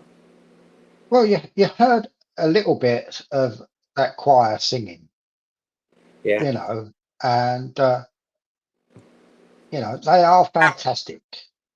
People say to me, you know, you're not religious, so why do you like choirs? Or why do you like that choir? I said, well, you just listen to them. It's not just about the songs; it's about the sound. And those little clips that you heard, you could hear the harmonies and how clear they were. Mm-hmm. You know, um, on their YouTube channel, they've actually got a playlist of when they, back in 2014, they did a tour of America, and they videoed the whole concert in Washington at the Basilica in Washington, D.C., which is one of the biggest churches in the world. It holds 10,000 people. And they videoed the concert there, and they've chopped it up into a playlist on their channel, you know, and it is one of my favorite playlists. The sounds of, you know, they sound amazing. Uh, Yeah, They've got to be that good for me to basically plan a trip like that. You yeah. know, Well, that was your main reason for going. that was the only reason for going. You Yeah. know? Well, I mean, that was the main reason. You, I added to it. but I added to it you by going added up the to it tour. because then we come in secondary. I'm just a lawyer. I mean, I put this video together a long time ago, you know, and it's just taken so long for me to be able to get to a position where I've been able to share it. You know, that concert was just over 2 months ago. You know, Yeah.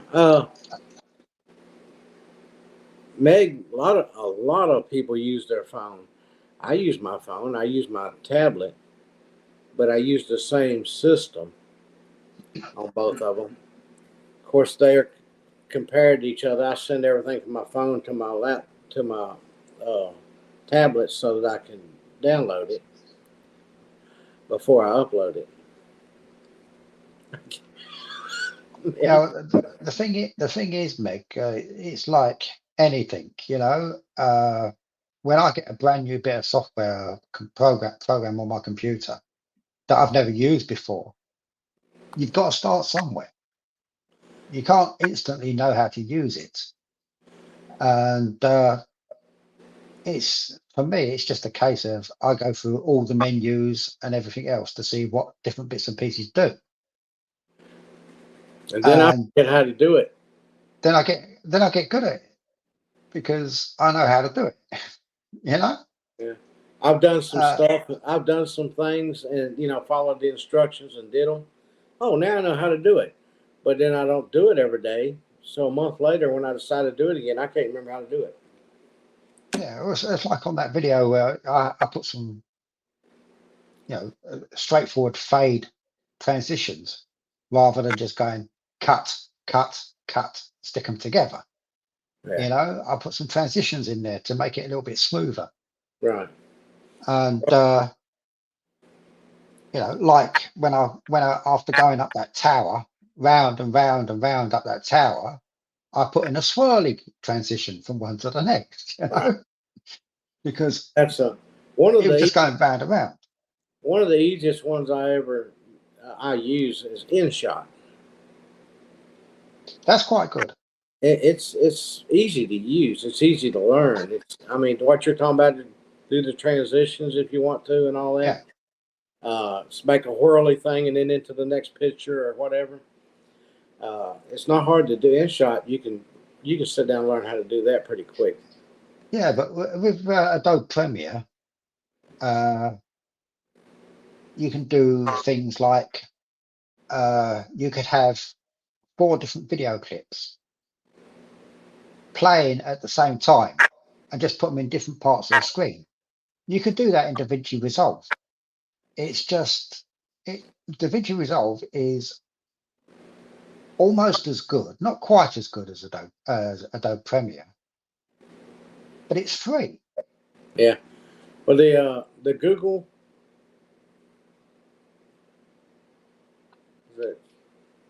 that comes on if you got an iPhone. I've used it a couple of times. What is it called?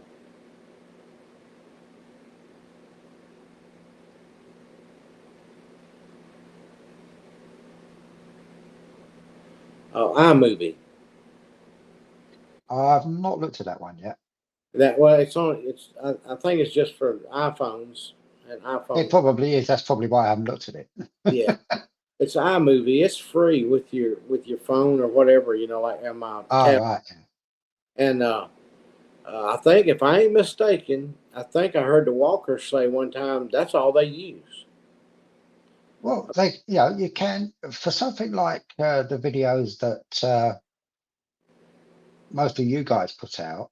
A straightforward cut from one thing to the next. Yeah. Is all you need. You don't need any of the fancy stuff. I prefer to have like on all the footage of the fields and that sort of thing. I like a nice smooth transition. I don't like to suddenly think I'm on the bus and then I'm not. You know, I like a straightforward crossfade. It sort of like suggests a change into the next bit rather than, you know, you're suddenly in the next bit. Peggy says Spotify wants you to sing. No, they don't. No, they don't. No. I prefer Amazon Prime Music because, like I say, you know, I pay for the unlimited version, you know, so I do pay for the music, but I get effectively I get the chance to listen to studio quality music. You know, Yeah. I've actually got a set of plug-in headphones because I've got very sensitive hearing. You know, I can pick up all the fine details and things like that.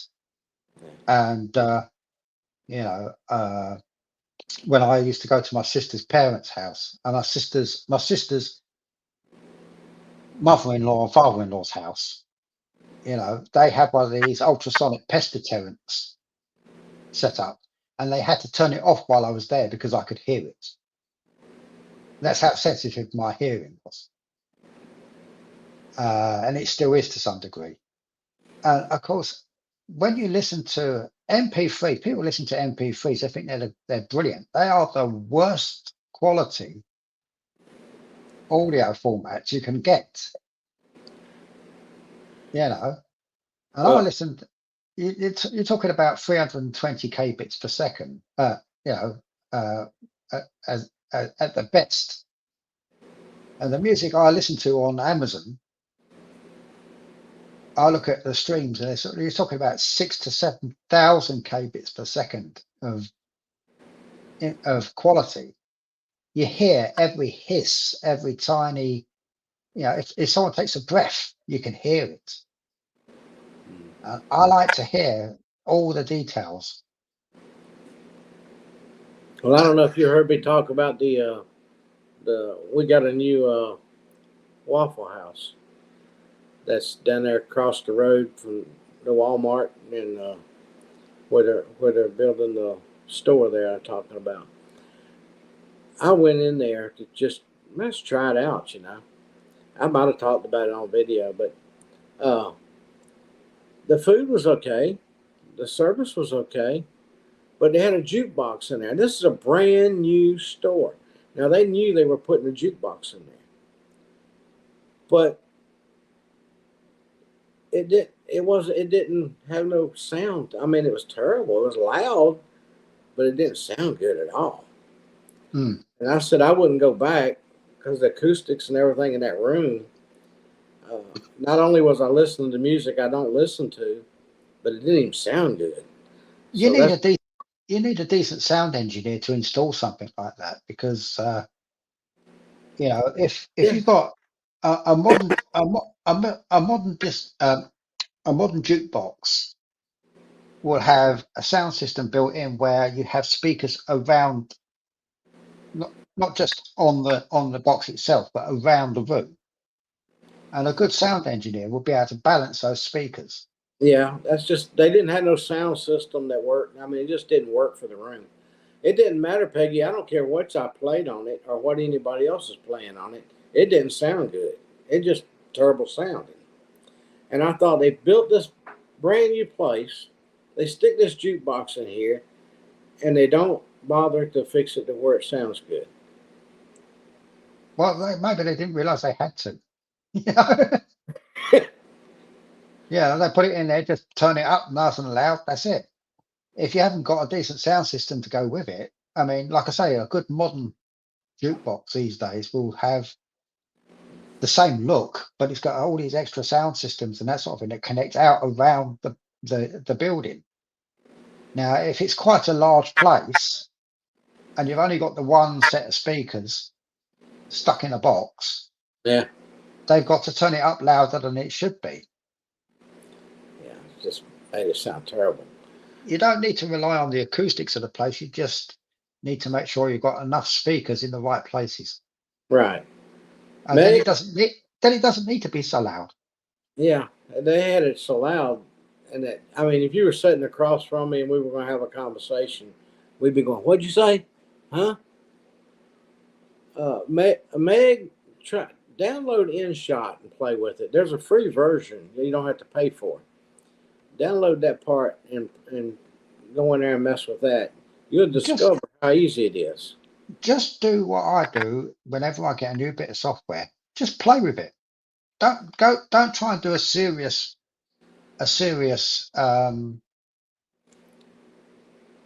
project. Yeah, but they got a free version, and I mean, you can go in there and make videos on it. But Well, I mean, if the I one did it, you can do it. the DaVinci Resolve that I always try and go for the best software that I can get, and you can actually pay for extra features on Yeah. DaVinci Resolve. But the thing is, what the free version gives you is more than enough for most people.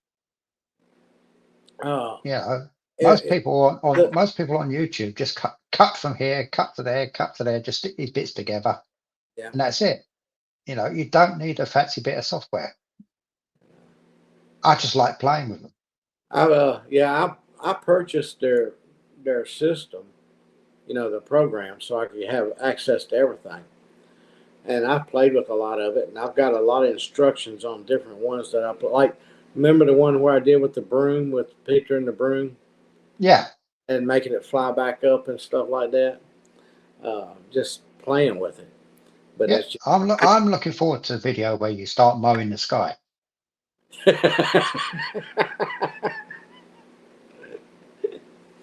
I didn't get no mowing done today. I had to stay in the house all day, just about it. I made it to the dollar store, and I didn't feel like doing that. That's the thing about your place. It's sort of like you're nearly constantly mowing. Yeah. Well, Scott got out there and mowed today. I told him that I was going to try to go back finish the driveway, but it wasn't going to happen today. But he got out front here and moved some. They brought another load of hay, and they cut another field of hay down. And he got out there and moved that hay and stuff that was out front here. So he got the lawn. He got to ride the lawnmower and started mowing where the hay was all around there. So I started looking at Google Earth Pro, and I had a look at the Eddie property, the Eddie Farm property, and that sort of thing. You go back over the years and you see what was there and work your way forward. And their latest version has the pad in place on the house. Now, when I was trying to work out where they were before I knew for certain, just going from evidence and that sort of thing, from the videos and that sort of thing,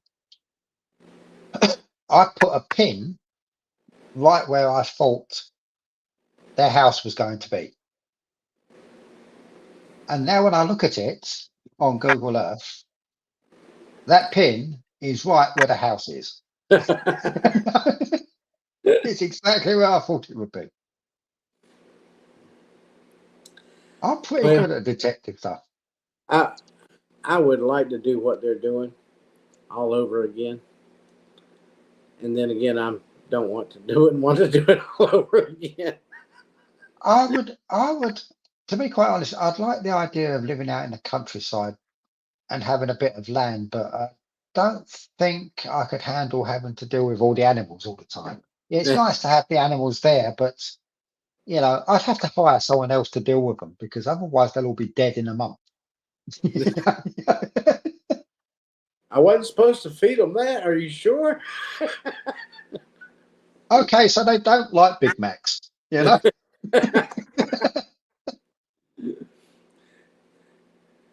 Hey, I don't know.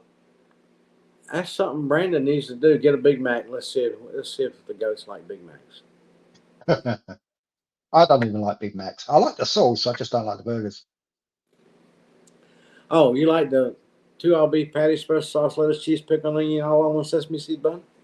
Yes, but over here for a short while they actually did a double Big Mac. Oh, I think we got that now.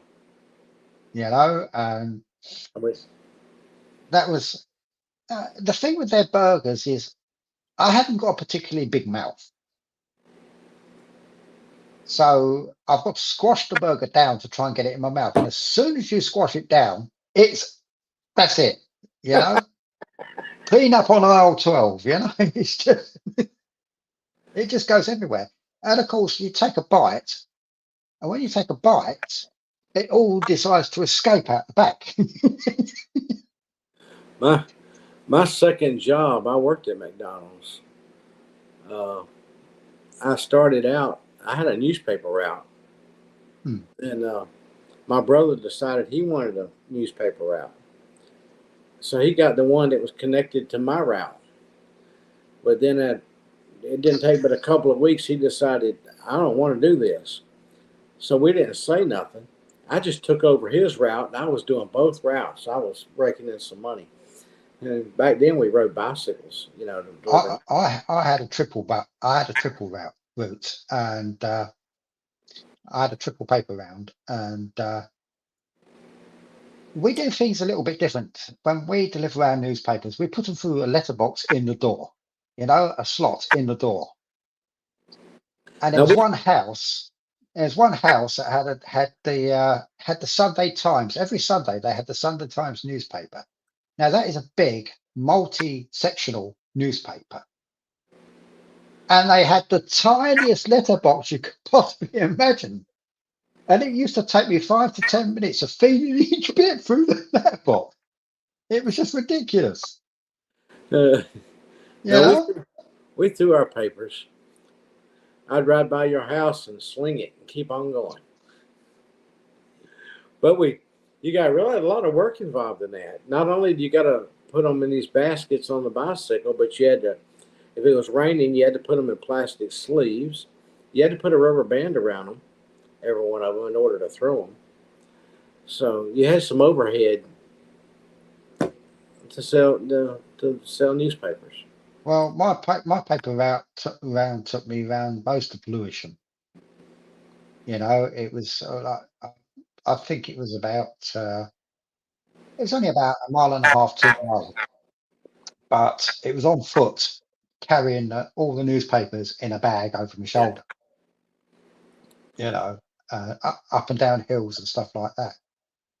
Then on Tuesdays and Thursdays, we had 2 local newspapers, and I used to deliver those to the local area. And we got 3 tower blocks. That included 3 tower blocks in Lewisham.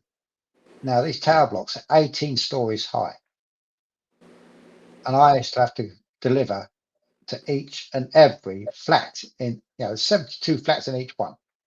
You know, I don't think I could have seen one that high. All the way up there. I'd have been throwing them all at the bottom of the door. Paper. I never used a lift. I mean, I didn't like that. Anyway, I know how lifts work, but I didn't use a lift because I used to run everywhere.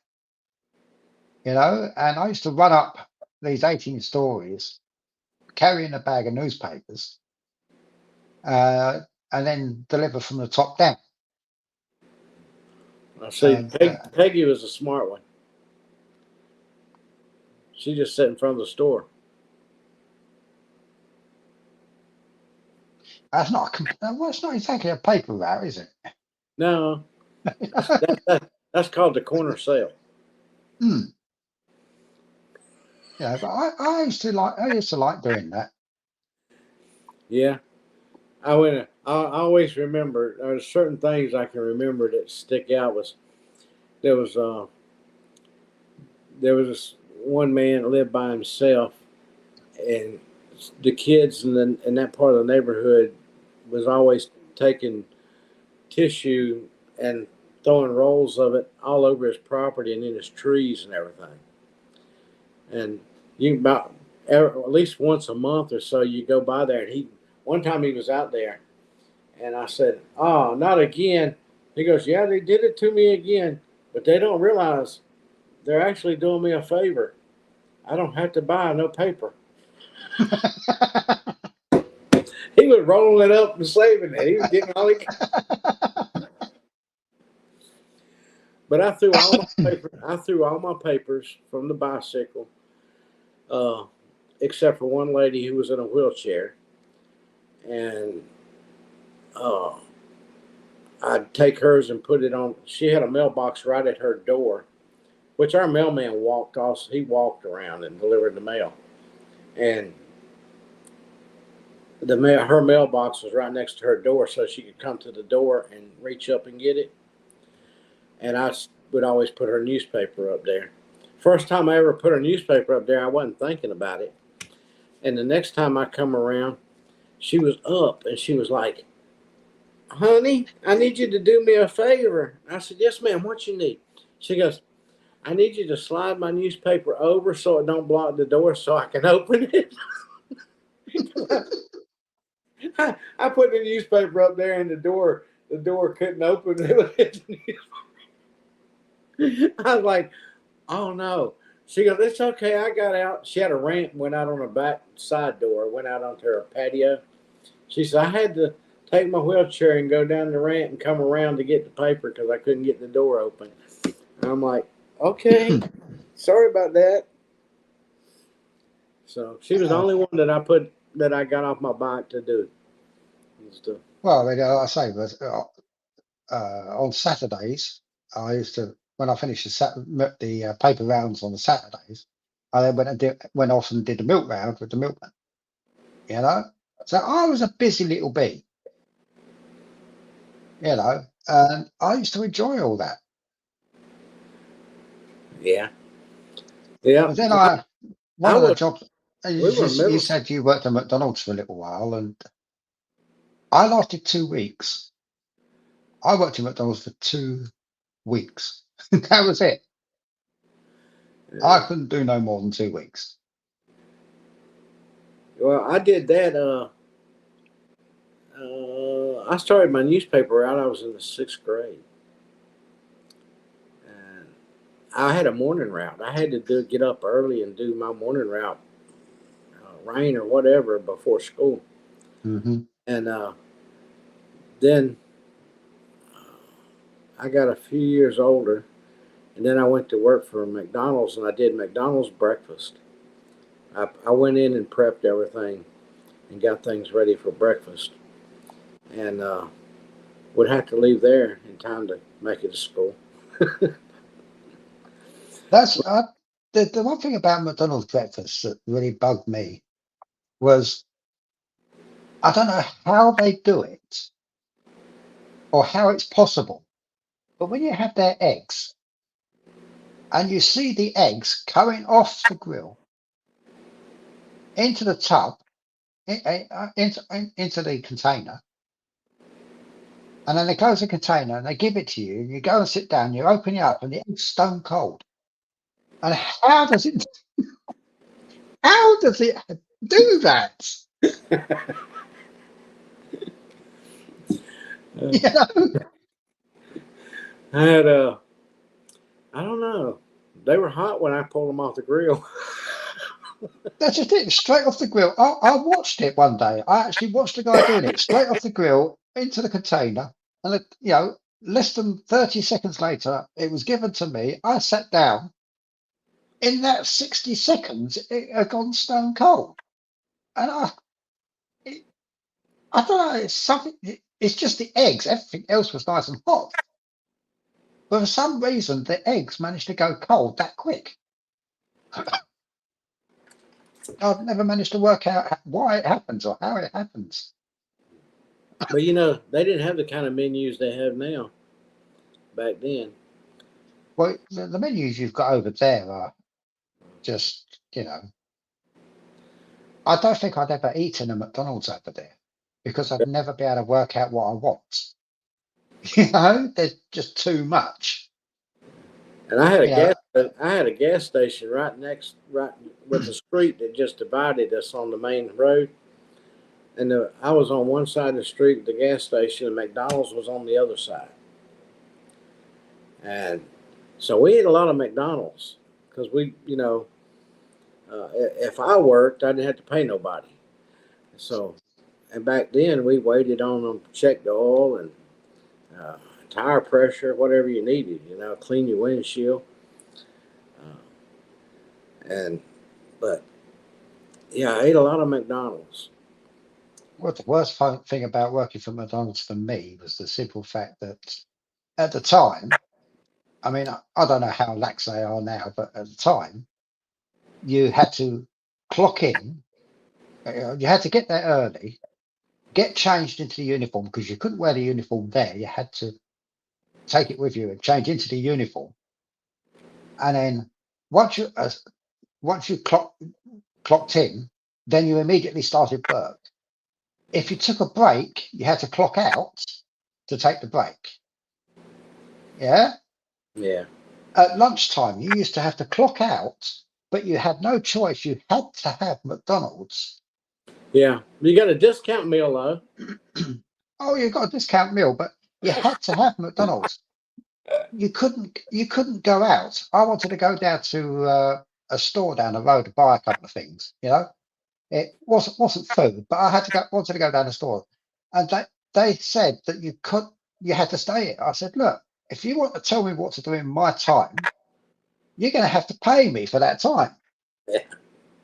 It's my time. I decide what I do in that time. Unless you're paying me, it's my time. Well, they didn't want us to go. They didn't want us to go over to Wendy's and eat and bring the Wendy hamburger back and sit in McDonald's and eat it. Well, it's a chip. Yesterday, I went and got some fish and chips around the corner there. Yeah, and the two people that worked in there had just gone down to the kebab shop and bought themselves a kebab. So they were sitting in this fish and chip shop eating a kebab. They don't worry about things like that.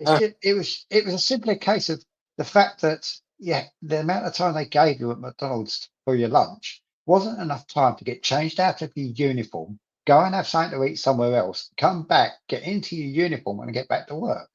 Yeah. And back in the day, you had to wear their pants. They had their uniforms were horrible. Yeah, they wasn't it wasn't nowadays. They just got a smock or something you put on, Yeah, their trousers, they were bulletproof.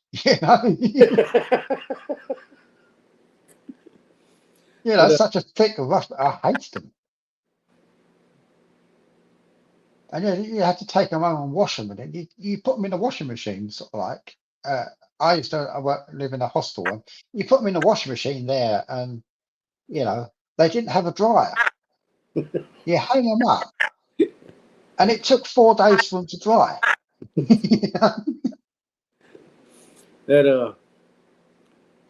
But I like to work the grill. I did enjoy that.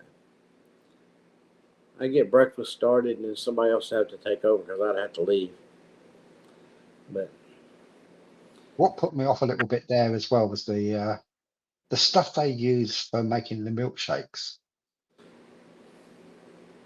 That looked horrible. It was disgusting. Yeah. And for some reason, they came in plastic bags. And you had to try and get these plastic bags on top of the machine to pour them in. And dump it in, yeah.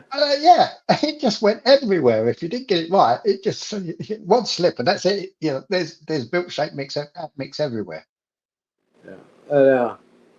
I remember when they taught us how to clean that milkshake machine and take the guts out of it and pull the things out the front of it and clean them that turned around and that mixed it and everything.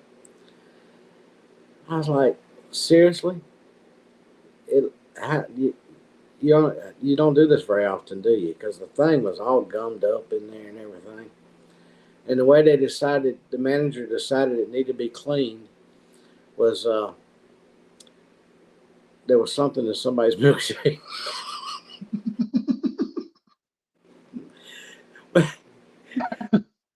The next morning when I came back in, I tore it down. They said, "Yeah, you take those 4 screws out right there, and you do this, you turn that, and you pull this, and all that." And I carried it back there and got it all out and put it in the sink. And you had to have a bucket to drain the stuff out of it that was still in there. And Yeah, they were horrible machines. So when I saw how they worked and that sort of thing, I think I've only ever had one milkshake since. well, for middle school, it was a good job. You know, Well, it was okay. It's just first sort year of of like, high school.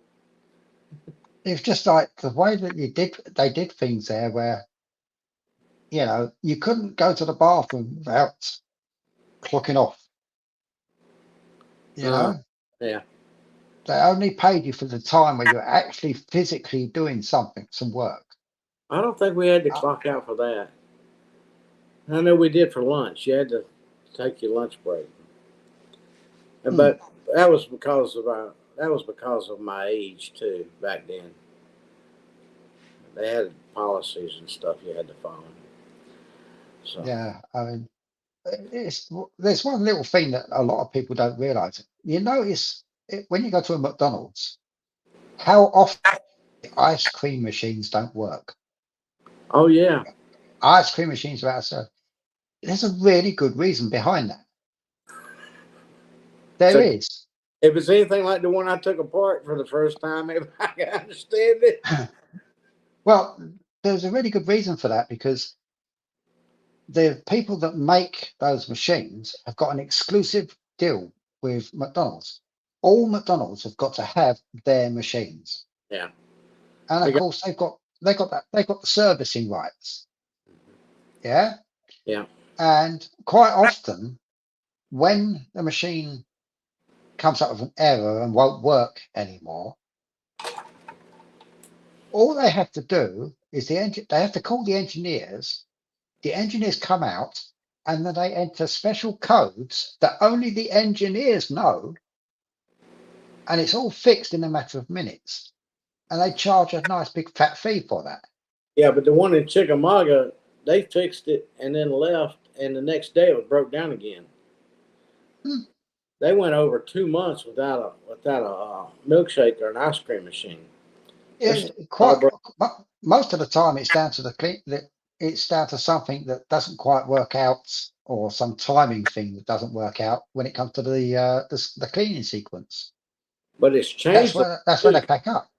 Now they got electrical buttons, program buttons on them. Oh, they've got program buttons, but the thing is, when it comes to cleaning them out and that sort of thing, if there's a fault, there's certain things that you can fix easily, but there's a secret menu. It's sort of like it's like the super admin menu. Yeah, where only the engineers know the codes to get in there to reset a couple of things. Yeah. And that's all they need to do. And they refuse to let the staff at these McDonald's know these codes, because if they did that, they'll fix the stuff themselves. And that's why the machines are so often out of order. Yeah, like Peggy says, what happened to the blender? Remember, and the milkshakes, we did have blenders. You had to pull the stuff out. Oh, you have to pour it out. It comes, yeah, but And then you put it in the blender. It's still just a mix. Yeah. I mean, over here they use milk, where they mix it with milk. Yeah. But some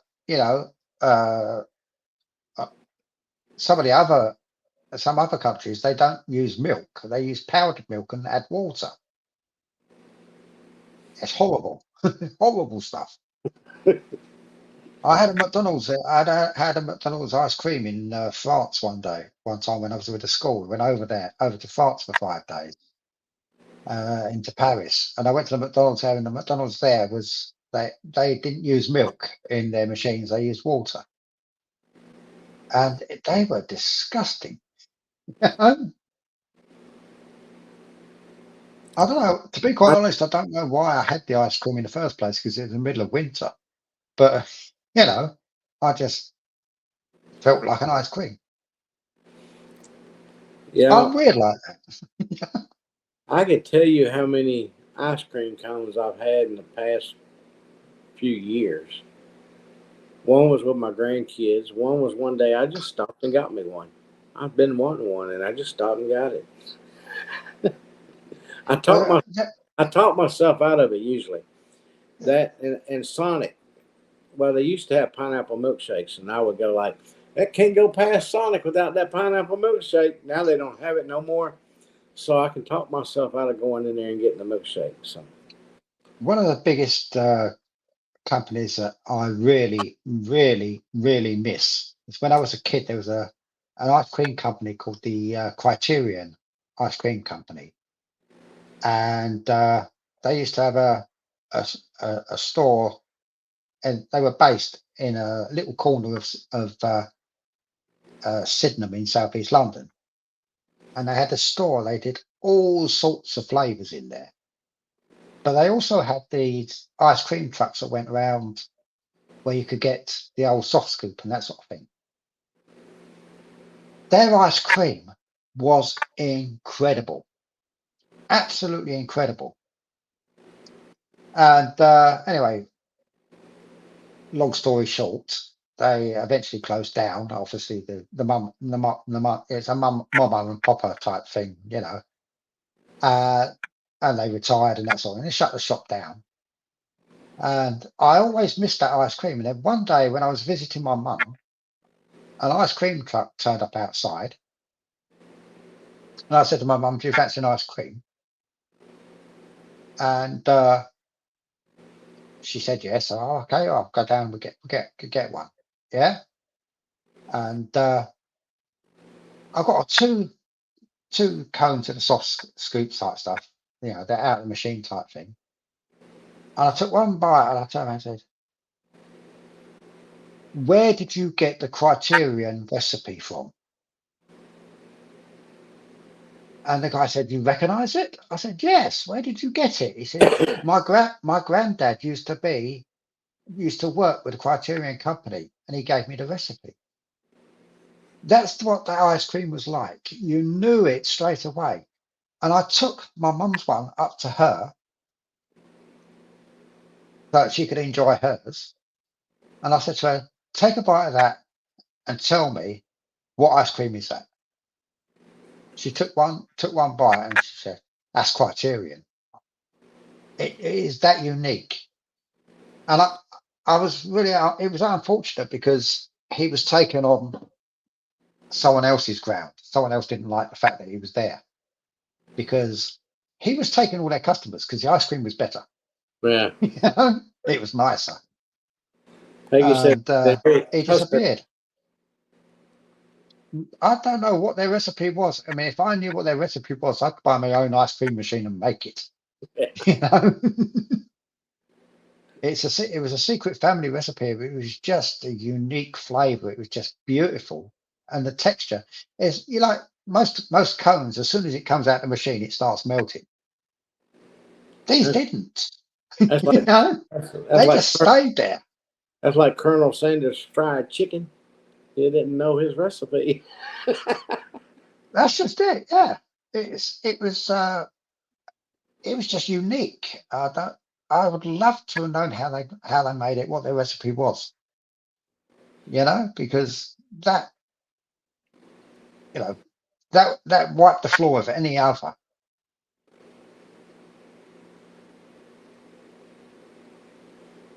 You know, it was thick, it was creamy, and it had a good flavor. It was just delicious. Yeah, and talking about Colonel Sanders, I met him a couple of times, and the first time I ever met Well, him. you got similar hairstyles. I didn't have back then.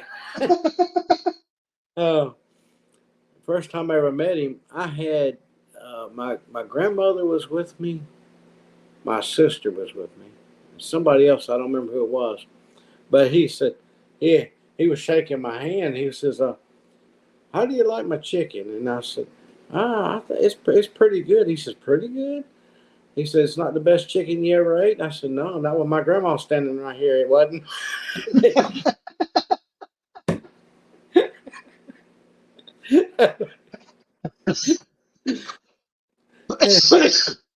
He's like, The thing "Okay." the thing that worries me though, when it comes to these secret recipes and things like that, is that because it's a secret recipe, you don't actually know what's in it. And the question is, if you found out what was actually in it, would you still like it? Yeah, You know, a lot of stuff. that's probably one of the reasons why they like to keep it secret.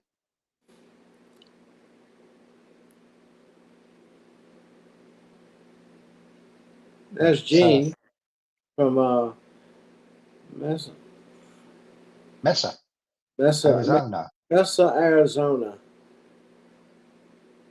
Nothing from Oh, the that's another one straight over from the Eddies. Well, we thank you. Thanks for joining us. Thank you. I'm not normally here, so you'll probably enjoy it more in the future. What are you talking about? I'm going to let you do this from now on. Well, you're still in double figures with the people watching. Yeah. In the future, I'm just going to go, "I'm not here." I can do that.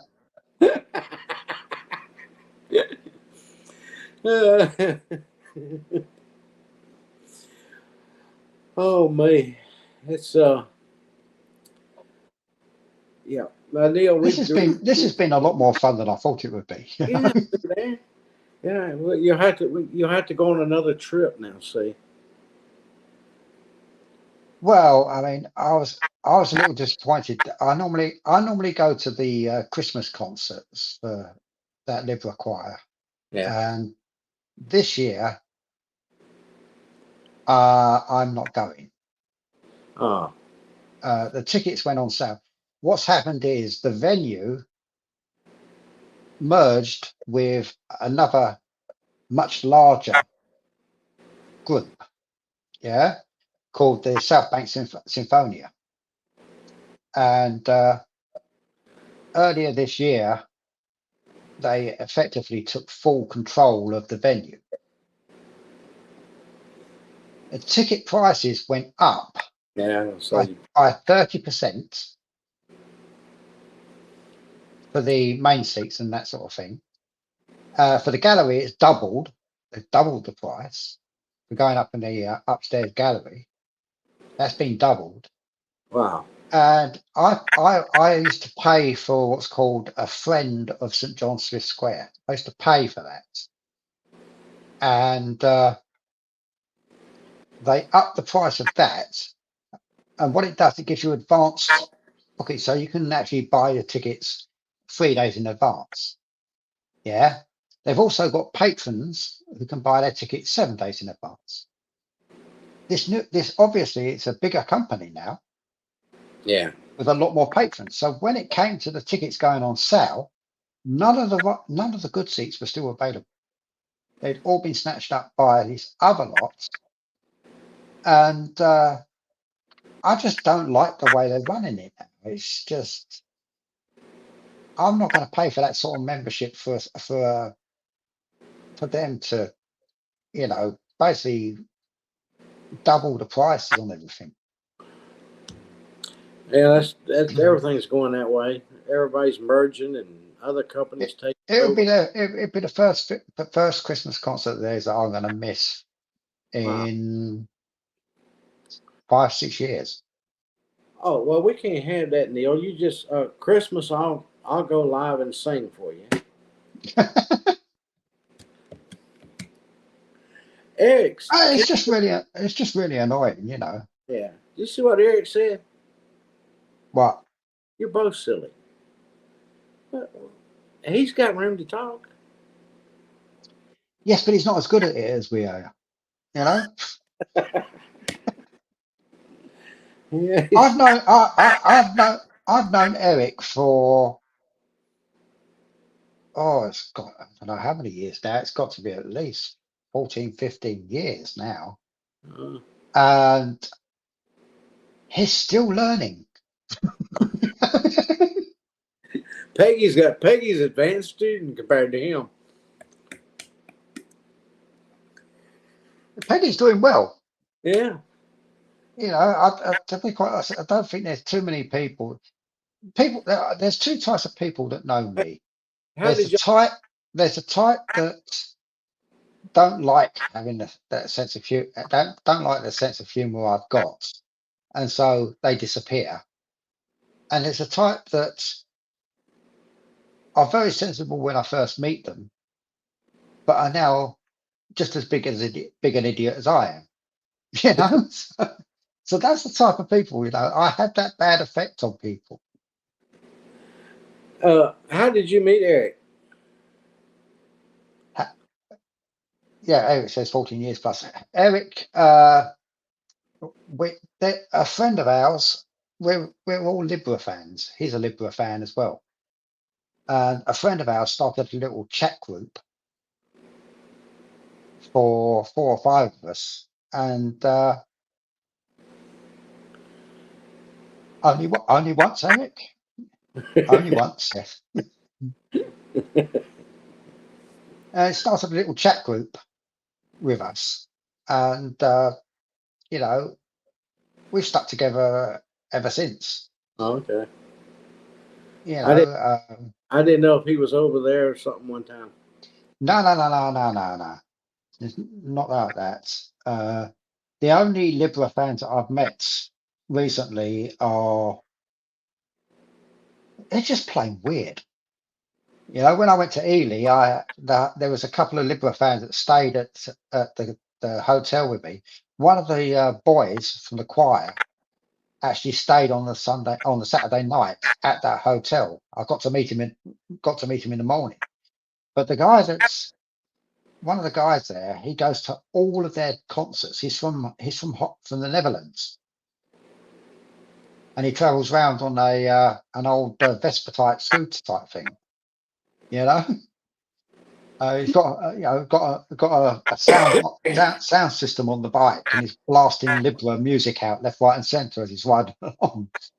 He's just one weird guy with some really crazy ideas. You know, Chestnut Farms. Good to see you. Oh, only 2 hours, 20 minutes late. Not bad. Yeah.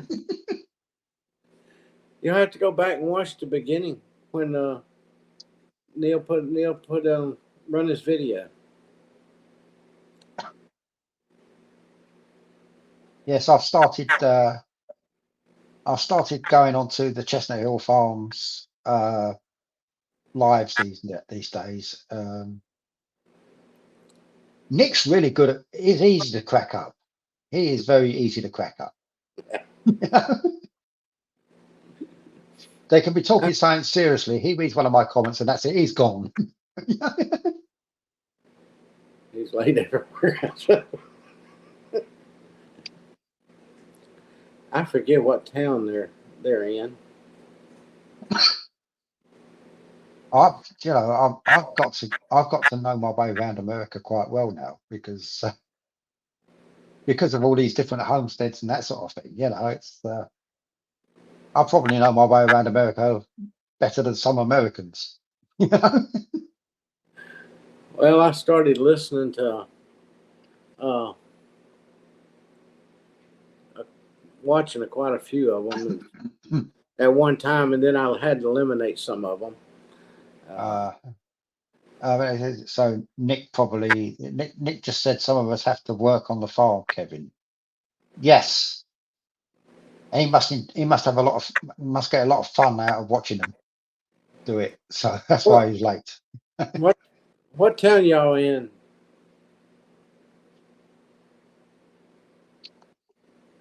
Oh, it's Chestnut Hills Farms is what I'm talking to.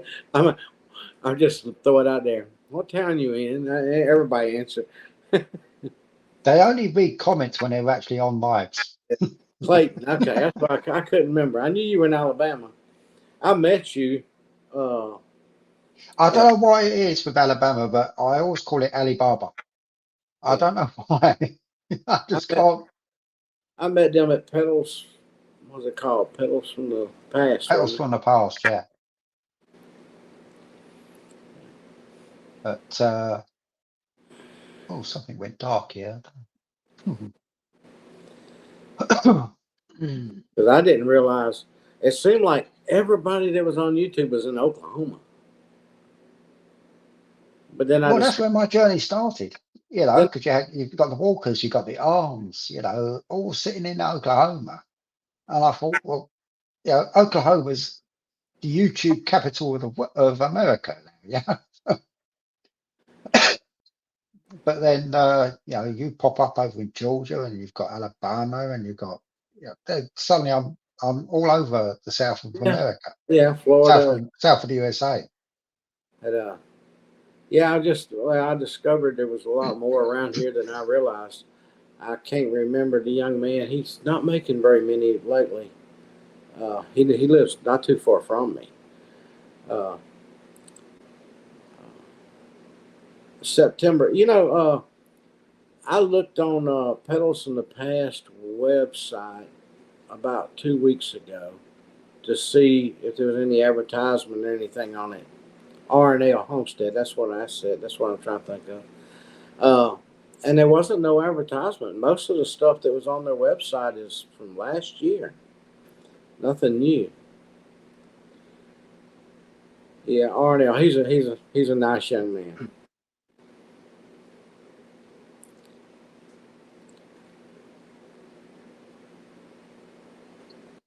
And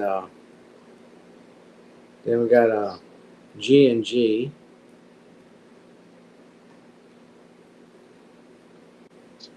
That's not too far away. Not all too that far away from here. And to be quite honest, I mean, I've started going on quite a few lives, just to watch the lives and that sort of thing. And occasionally I'll pop in and I'll actually start chatting. But I've really got to enjoy the people that I'm chatting with. You know, it's Yeah. they've got to have a sense of humour. Yeah. You know, if they haven't got a sense of humour, then you know, I only do silly. I do silly. That's it. You know, that's my thing. You know, most of the time I can't think of anything to say, so I just say something silly. I just watched Cog Hill this morning, and I couldn't think of the name of him. That's the other one I was trying to think of.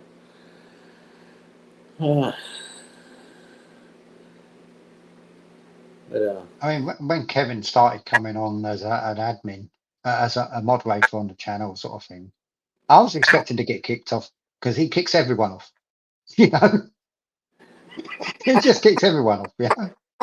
If they say something doesn't sound don't sound too nice, he kicks them off. You know. yeah, oh poor Brian.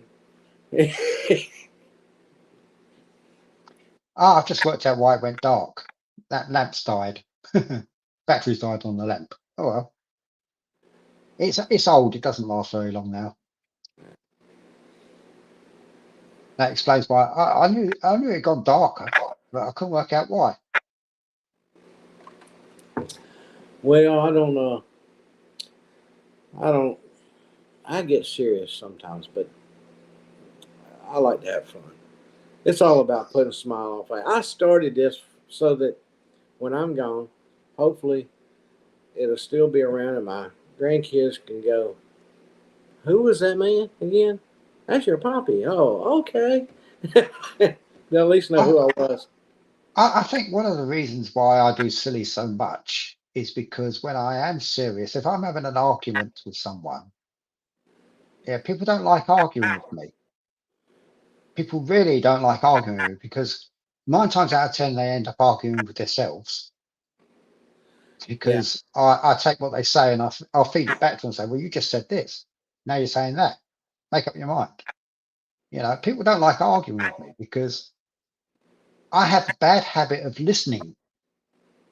You know, and when you argue, you don't listen. You know, so I have a bad habit of listening, and they end up arguing with themselves. So most of the time, if it comes into being something serious, and I end up having an argument or a disagreement with someone, something, they Man, they that's walk what makes away. that's what makes a lot of people upset with me because I won't argue with anybody. I don't. Well, I had a teacher at school, and one of his hobbies was he'd pick someone. We'd be walking down one of the corridors, and he'd pick someone at random and say something to them and say, "Well, what do you think?" And see what what their side of what they had to say was, and then he would argue the other side, you know, and ask them to get him to respond to that. Well, I picked up on what he was doing because it didn't matter what side of the argument it was that you had, he would always pick the other side. And the guy hated me. He absolutely hated me because I just agreed with everything he said. You know, Wait, he could not get me to argue because I knew what he was doing. yeah. And if someone's there just for an argument and they want an argument or a debate, then I'll agree with them, everything they say. Because they're just going to say both sides of the argument. They're going to end up arguing with themselves, and they don't like that. Well, there's a certain person, I won't call no names. There's a certain person in my life that will gets upset once in a while, and will go to fussing at somebody, and I'll be like, it's not that important. Don't worry about it. And they're like, it's the principle of the whole thing. I said, yeah, but arguing about it ain't gonna help, or fussing at them ain't gonna help. So it's done. So don't worry about it. Well, when I worked for when I was working for an electronics company, I had a boss there at he wasn't particularly smart, and he used to like taking credit for all the jobs that were done. I didn't care because, as far as I was concerned, if it worked, that's the whole point. It doesn't matter who fixed it, you know, or who got it working. Yeah, It works. as long as it works. I wasn't too bothered about that. But the thing is, when he used to come up with an idea of his own, and I knew that idea wouldn't work, and I came up with my idea, and I tell him what my idea was, and he didn't like my idea. He was keen to go with his idea. I used to work it over a period of time where, after a matter of 5 or 6 days, he would suddenly have my idea. And then it became his idea. Yeah. And that's the way I used to work it. I know some people like that. Yeah. If you want to get your idea through the process, you've got to make it their idea. Yeah. Yeah. I used to just feed him little tidbits here and there, sort of thing, and then he put it all together and come up with the same idea that I had a week earlier. Yeah. That's what I'm saying. I know somebody you could talk about something. Here's what I'm thinking we should do or something. They'll totally disagree. Oh yeah, okay. And then you just leave it alone. And a few days later, they'll get to talking and they'll say what you just said a few days before. And I'm like, oh, that's not a bad idea. Go ahead and do it that way. Let it go. It's kind of like, now Peggy talking about politics. You know, two people can argue about politics all day, but you know what they've accomplished? Absolutely nothing. Because the two of them, without a combined country or a combined state or whatever, my vote counts as a vote, but it's so small that anything I could say or do isn't going to make any difference. It's going to happen the way it's going to happen anyway. But Well, people, that's another thing that people don't like about arguing with me is because I have a really nasty habit of checking things. I don't take anything anyone tells me as that's gospel. That's it. That's the answer. You know, if someone says something to me, I will check every source that I can find until I got an overall picture. I need certainty in my life. I'm one of those people. I don't like doing anything without being certain, and you can't be 100% certain. So I like to get as close to that as possible before I have an opinion on something. There, You know, there I was, don't. I there never was, take one person's view, what there, one person said as that's the fact. somebody said something to me yesterday that had to do with politics about a certain person, and and I told them, I said, well, it's like this. What you're talking about, they didn't really do. That's not really their voice. That's their voice, but that's really not them saying it. That, That's quite often the case. You know, there's sort of like you hear the same phrases over and over again by they, repeated by multiple people. You know, and it's like the old saying that if you say it enough, then it become people believe it. yeah. You know, I don't work like that. I can't work like that. You know, just because one Well, person say it's like when it comes to the elections over here. You know, you have one party telling you this, and you have the other party telling you that, and another party telling you something else. God bless Chestnut. See you But next until you time. go through all the details and do your own research, you don't know which one's closest to the truth because none of them are telling the truth. They're all telling their own version of the truth, but none Yeah. of them are telling you the whole truth. So unless you do your own research, you don't know. And it's got to a point over here now where when it comes to voting, you're not voting for the best person for the job. You're voting for the people that are going to do the least damage.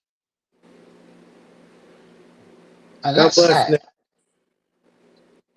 That is sad, you know, when you're voting for the people that are going to do the least damage. Yeah. We had a party over here called, it was a fun party, but it was it was well known, called the Monster Raving Loony Party. You know,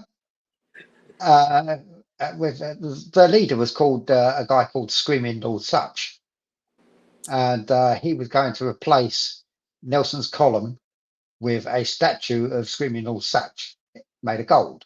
You know, he come out crazy ideas and things like that. It was never serious, but you know, it was just a fun party just to make things a little bit more fun. Yeah. And but you could vote for them, and because they were on the electorate, they were on the list. Yeah. You know, they had different members. You know, Lord Buckethead, and you know, people like that. Lots of crazy people. And anyway, the first time I was ever old enough to vote, I came out and they do the exit poll, so you get people to suddenly ask you questions. Yeah, and I walked out and they said to me, "Do you mind me asking me who you voted for?" And I said, "No." And they said, "Okay, who did you vote for?" Because you know, I answered their question. Their question is, "Do you mind me asking?" You know, Yeah.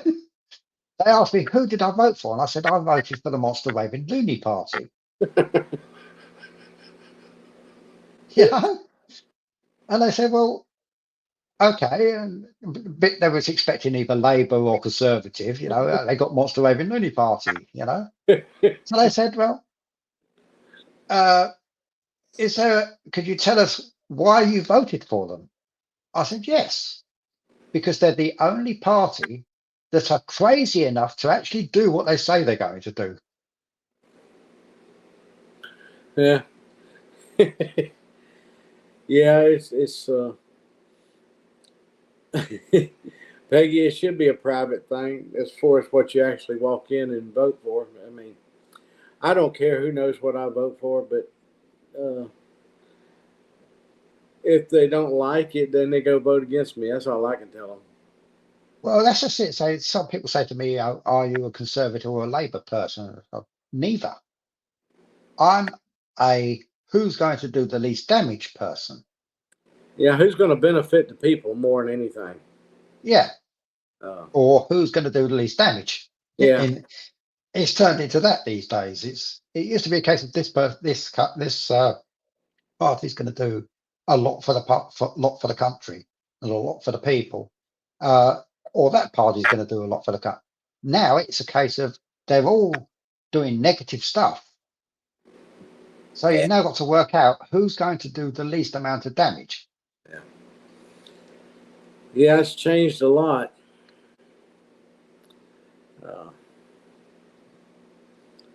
It ain't nothing. It ain't nothing like it used to be. I've got some things I could say, and I think people should catch on their own, but I won't say it. Well,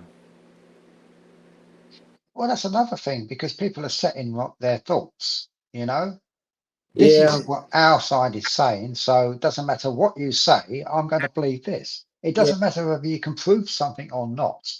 Well, some things it's not a matter of proving it, because you see them doing it and they admit to doing it.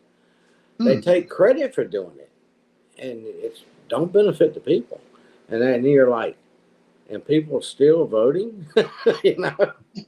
It's common sense stuff. I'm not necessarily what they. Well, it's like if I went to America now and if I became an American citizen and got the right to vote,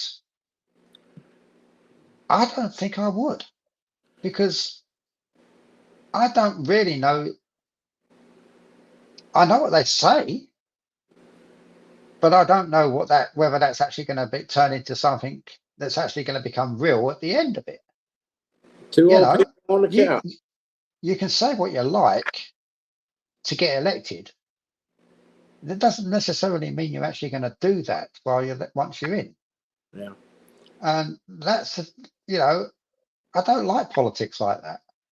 I like to know that I'm voting for someone that's going to actually do what they say they're going to do. Hello, two old people on the couch, and I noticed this morning they were both on the couch. Yeah, and they're helping to keep the viewing figures still in the double figure. They kind of they balanced the couch back out. I was starting to tilt. I think I've only ever watched a couple of theirs. I'll have to watch a few more of theirs, because well, it's just their videos always seem to show up at the wrong time for me, if you know what I mean. Well, I'm usually busy doing something else when their videos show up. Well, by the time I get round to it, I'm on to other people's videos. I'm usually still half asleep, but I do support them. I listen. I watch. I turn on when they come on, but I might fall asleep on them. I'm subscribed. I'm just not. I don't get to see their videos very often, because I'm usually busy at the time their videos come out. I'm usually busy doing something else. And then, of course, by the time I finish doing what I was doing, you've got all the other ones coming out, and I just have to sort of try playing catch up. I spend so much time on YouTube just watching videos, trying to catch up, that I sometimes don't get other things done. Be nice now. We're not.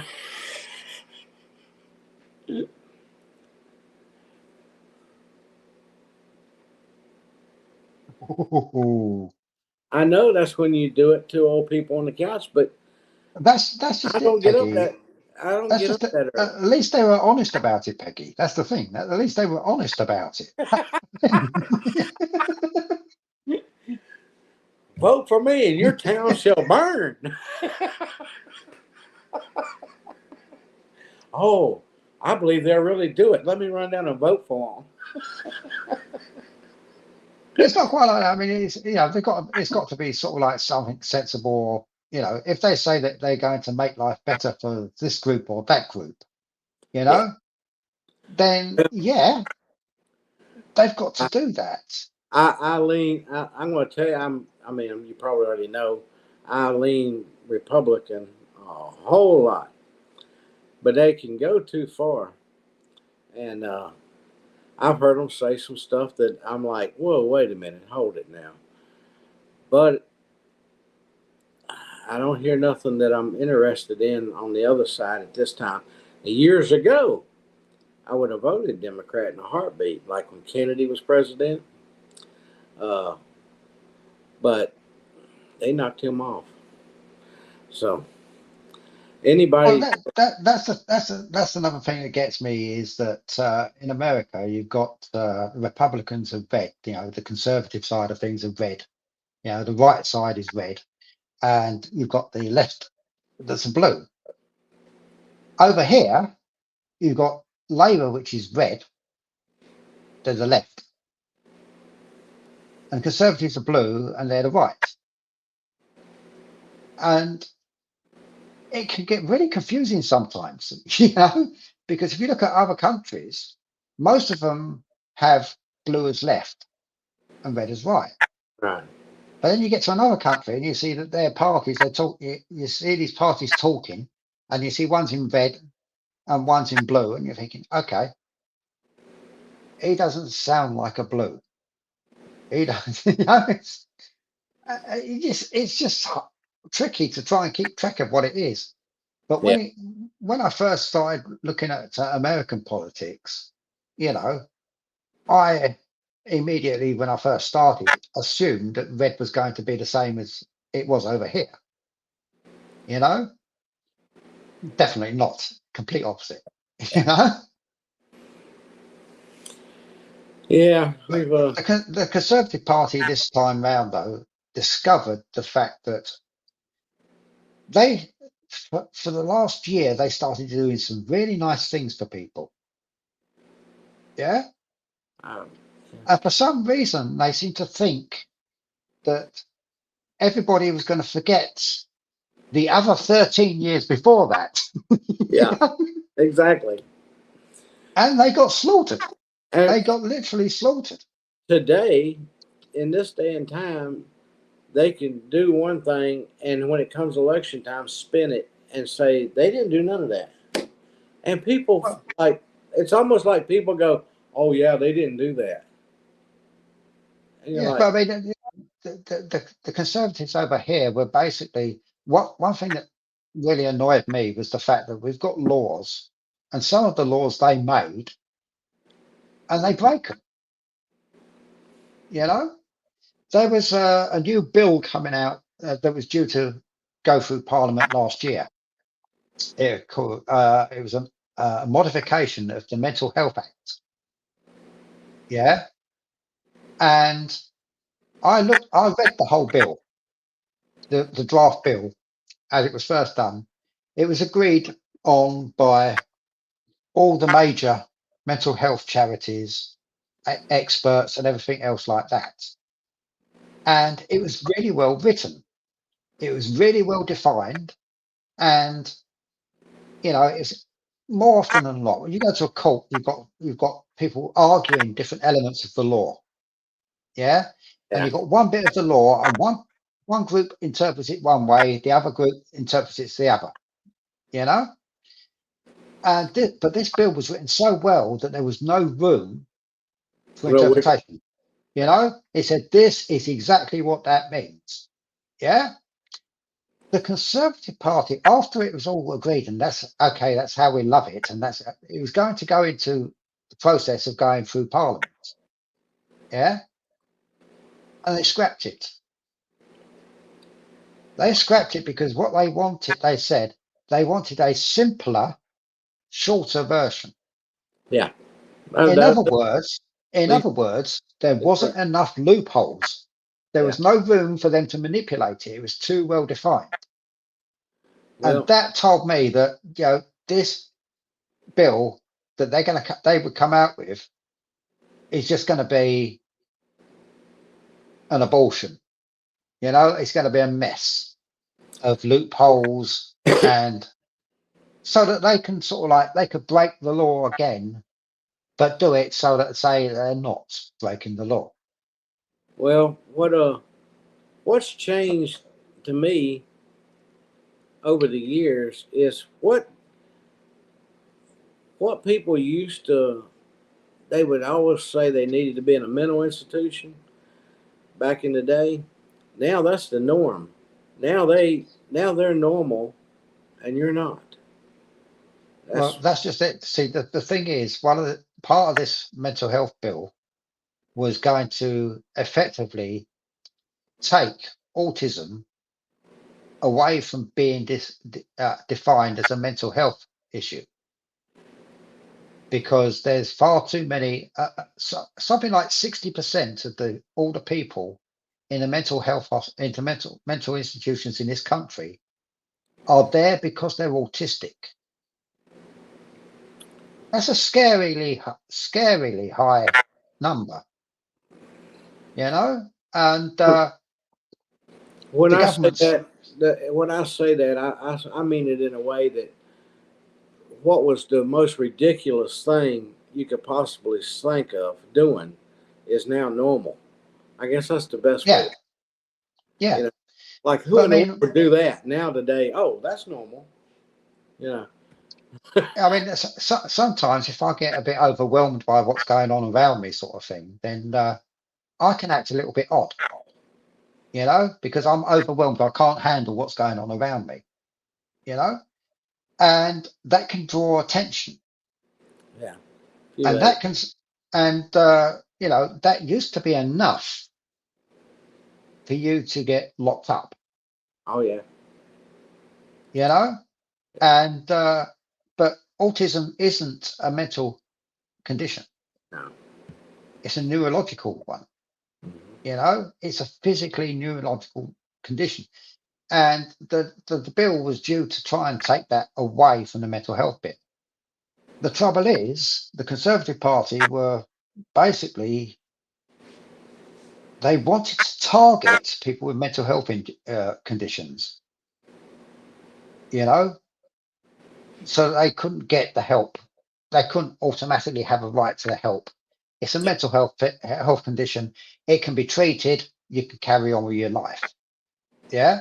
Autism's not like that, you know, because it's a physical thing. There is no cure, you know, and as a result, it's you know, the Conservatives has promised in 2000, I think it was 2013, the Conservative Party promised that by no, sorry, not 2013, was it 2021 or something like that? They turned around and said that, okay, what we're going to do, we are going to half the number of autistic people in mental health institutes purely on the basis of being autistic and not an actual mental health condition. They promised that. Yeah. What they actually succeeded in doing was doubling the number of people. Yeah. That's not a good thing to do, you know. You don't say you're going to halve the number and then turn the sum upside down so that the two's at the top of the multiplication. You know, they just want to target people with mental health issues, and I think that's way out of order. They got so carried away with being in power for so long that they thought they could do anything they liked and they'd still be in power. So that's always a bad thing. Yeah.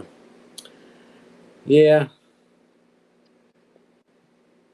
The fact that they managed to have 5 prime ministers in a matter of a few months was another thing. That was insane. Was it one of them lasted 40 days? I think it was. Theresa May managed to last 40 days. Oh, come on. If you can't get your own act together, you ain't got a chance. Yeah. You if you can't even hold on to a prime minister for 40 days, then you know Which side won your you've already lost. You've already lost. Peggy says, which side won your recent election? It was the Labour Party that won this year, and the Conservative Party actually got the worst results they've had since they started over 100 years ago. Wow. You know, it was the biggest defeat they've ever had. Labour didn't do as well as they should have done, simply because no one took the Reform Party seriously. Instead of targeting the the Conservative Party, they should have been targeting the Reform Party a little bit more. And there was protests in London outside the Reform Party headquarters. So like I say, politics around the world is it's all over the place now. You never know what's going on, sort of thing. It's just a case of now trying to work out who's going to be the first one to press that big red button. You know? Oh me. Neil, you realize how long we've been on here now? Yeah, nearly 3 hours. Almost 3 hours, buddy. And, Only 2 more to go. I wish we could start it over with some new video. Note to self. We could do it again. Don't breathe in when you're swallowing. And Patty, hello. Nice of you to drop in. We getting ready to go. We're getting ready to get out of here. I gotta get up in the morning. It's only 4 o'clock here. 11 o'clock here. It's been a lot more fun than I thought it would be anyway. Yeah, I enjoyed it, Neil, and I appreciate you, buddy. I mean, I was like, okay, I gotta find out if Neil's gonna be here or not. Well, you basically put me in a position where I couldn't back out. You know, you were advertising it absolutely everywhere, promoting it left, right, and centre. And I got to a point, well, he's got me cornered now. He's got me cornered. I knew a lot of people was going to enjoy it, especially, all our ranches, I expected them to be there. And there were some people I expected to show up that did show up that, I feel like if you support them, they should support you. And they were there for you. So the whole world, I'm not that big a channel, but some of them know us real well, and they know you real well. People have often asked me why do I make a joke out of everything? Why do I, you got a choice. You either laugh or you cry. Yeah. And if those are my 2 choices, I'm gonna laugh. Yeah. And Tina.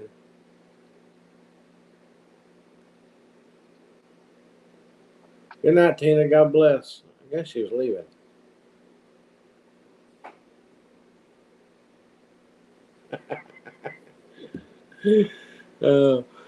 But yeah, I do appreciate you. I'm glad we were able to do it, and I really enjoyed it.